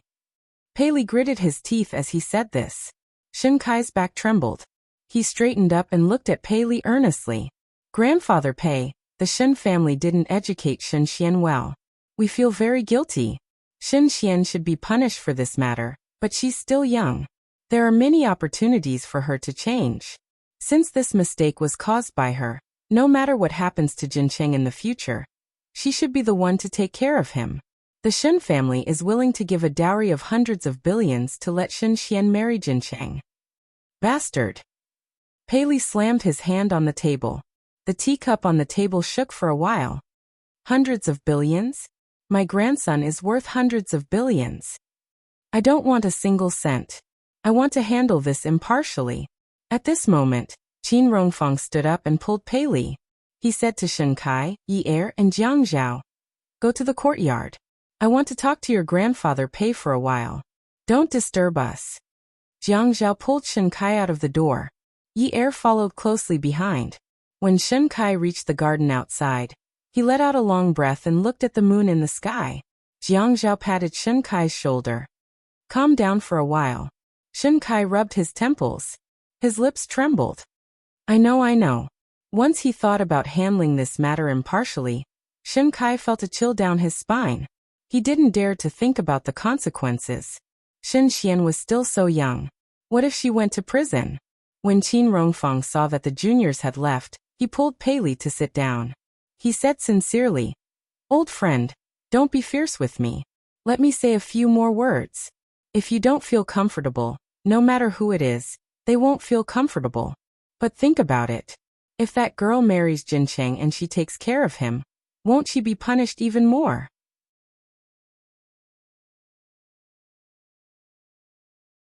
Moreover, in the future, we can think of a way to artificially inseminate that girl and give birth to a child for Jin Cheng. If this were to happen to other daughters of similar social status, I'm afraid no one would be willing. Pei Li looked at Qin Rongfang in disbelief. The resolute light in his eyes wavered for a moment. Awesome novel Xinwu 799.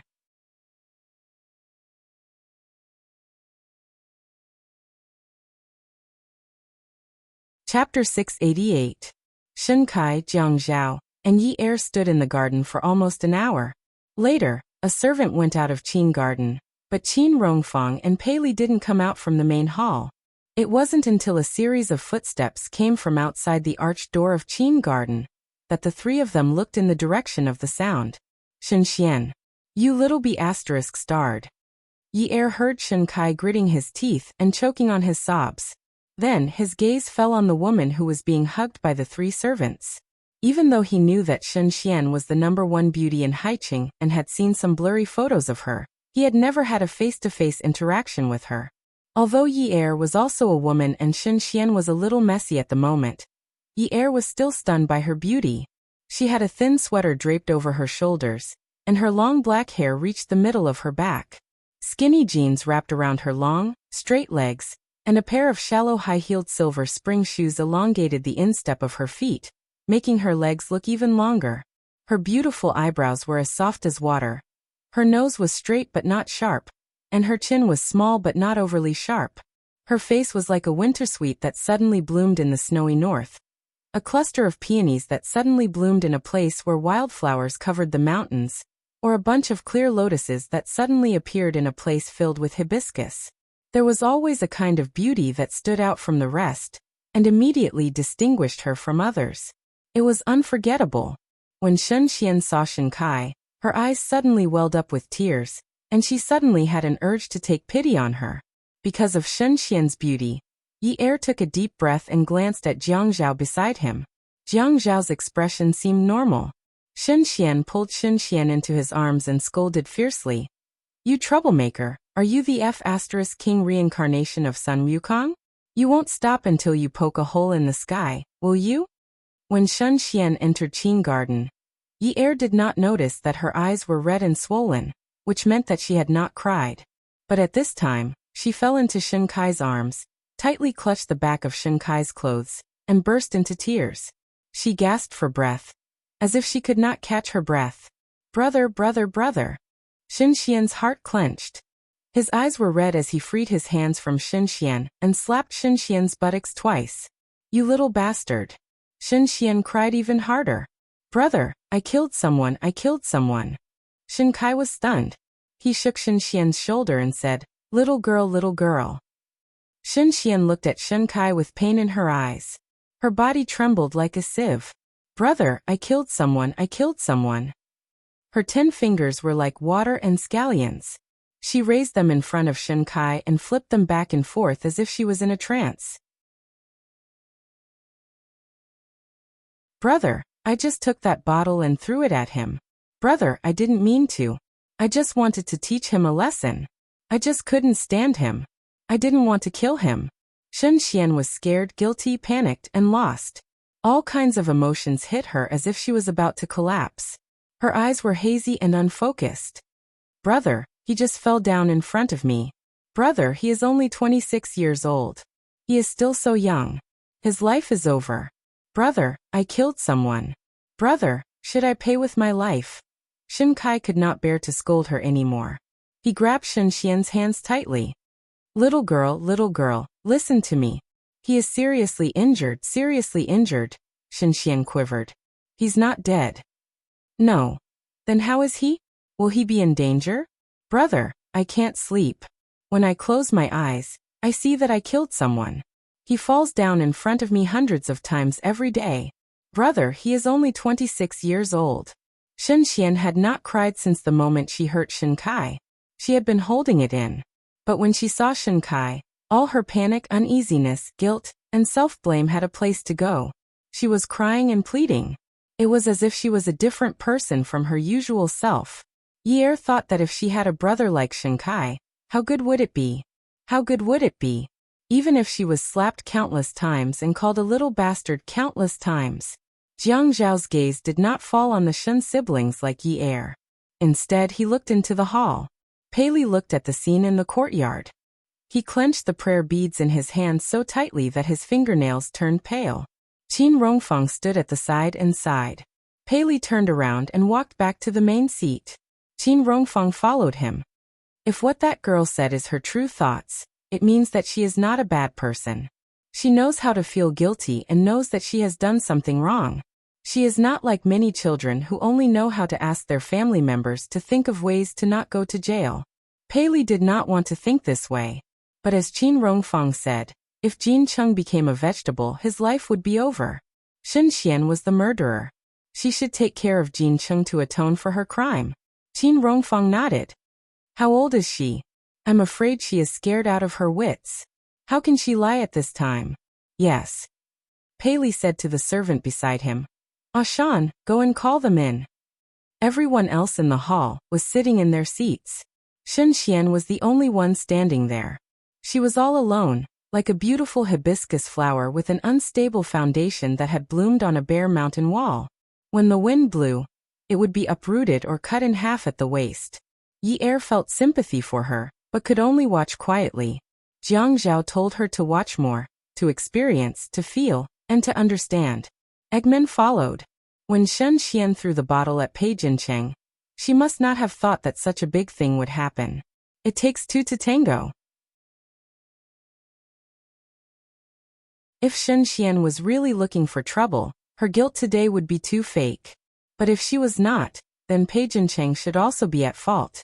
But Pei Jincheng also did not think that he would attract Shen Xian's bottle and become a vegetable. Endure everything? Not be angry? Not complain? Learn all these? Pei Li looked at Shen Xian, who had calmed down after leaving Shen Kai's arms. His tone was cold. Do you know that Jin Cheng is now a vegetable? I'm sorry, Shen Xian said in a low voice. I am willing to accept the punishment of the law. Shen Kai was so angry that he wanted to stand up immediately, but Jiang Zhao held him down. Pei Li frowned. He did not want to, but he still said it. If I asked you to take care of Jin Cheng for a lifetime, would you be willing? Shen Xian suddenly looked up. A lifetime? Yes, if I asked you to marry a vegetable to atone for your sins, would you be willing? Shen Xian only felt that her ears were buzzing, and the pictures in her mind were all over the place. She looked more and more dazed. Although she had not shed tears before, there were bloody teeth marks on her lips. She must have bitten them herself. At this time, she bit her lower lip again. She didn't know how to live with a person who had no feelings for her. However, this was a 26-year-old man who was so handsome that the women in the nightclub shrieked in shock. He was a high-spirited man with a prominent family background. Just because she didn't like what he said, she knocked him over with a bottle, ending his glorious life forever. Pei Li looked unhappy and snorted. You still don't want to? Jiang Zhao held Shen Kai's arm tightly, not allowing him to be agitated. Shen Xian looked up and fixed her eyes on Pei Li. There was no sorrow, no bitterness, and no compromise in her eyes. There was only a firm commitment. I'm willing. I'm willing to take care of him for a lifetime to make up for my mistakes. I'll work like a cow or a horse. I won't regret it. Shen Xian felt relieved. As long as Shen Xian did not go to jail, nothing mattered. Shen Xian's eyes were so clear and bright that Pei Li was momentarily moved. If it were not for Shen Xian's young age, he would have thought that this was a deliberate expression made by an experienced person. After Jiang Zhao and the others settled down in Flowing Water Garden, Pei Xianwen and Pei Li quarreled in Qin Garden. Dad, you don't care about our feelings at all. You let Jin Cheng's murderer marry him. You're stabbing a knife into my heart. Pei Xianwen supported himself on the table and could not stand steadily. Yes, he did not agree. He firmly disagreed. If he could not punish the murderer, he would not be satisfied even if he died. Pei Li fiddled with the prayer beads to stabilize his breathing. Xianwen, do you think I was willing to do this? It's not that I'm soft-hearted, because I'm a Buddhist. I also want to seek justice for Jin Cheng, but think about it yourself.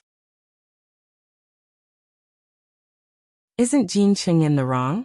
Pei Xianwen said angrily. The law doesn't care about that.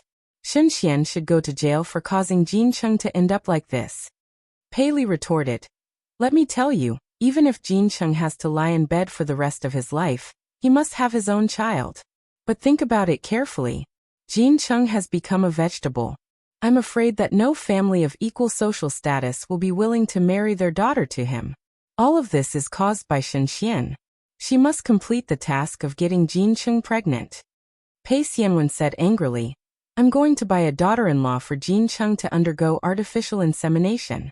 I will never let Jin Cheng's murderer bear his child. Nonsense. What if something happens after you buy the daughter-in-law? Can the child not have a mother? Shen Xian can't. She must take care of Jin Cheng for the rest of his life. Pei Xianwen's voice finally lowered. Won't anything happen if she takes care of Jin Cheng? What if she won't? That child isn't that bad. Dad, you're too soft-hearted. Shen Xian curled up in Shen Kai's arms and slept. From the beginning, she was shivering, to becoming more and more stable. Shen Kai kept patting her back. His lips were already dry, but he was still saying, It's okay, it's okay. Jiang Zhao saw that Shen Kai's door was ajar. He gently knocked, then pushed the door open and went in. He sighed softly, poured a glass of water, and handed it to Shen Kai, who was lying on the bed with his sister resting on his arm. Jiang Zhao watched as Shen Kai raised his head and drank the glass of water. Then he handed the glass back to him. If Shen Xian hadn't gotten into this situation, I wouldn't have known that you're such an anxious person. Jiang Zhao smiled bitterly. I actually hope that you'll never know that I'm such an anxious person. I only have one sister. What can I do? Shen Kai's voice was very soft. If I had known that this would happen, I wouldn't have doted on her since she was young. I would have beaten her up since she was young. Then, she wouldn't have dared to cause trouble. Thinking about how his sister was going to marry a vegetable, Shen Kai could only swallow his words. He looked at Jiang Zhao, who was still looking for him at such a late hour. This time, when we go back to High City, I'll search for the family Ouyang's information and give it to you as soon as possible. I won't leave out anything. Awesome novel. Hongcha 866, that you're tuning in to the Dreamy Chapters YouTube channel. We're so grateful for your support, and don't forget to subscribe to join us on this incredible journey through captivating stories. Your generosity through donations truly makes a world of difference, as it's the primary source of revenue that allows me to expand and enhance this channel for you. Thank you from the bottom of my heart for being a part of this adventure.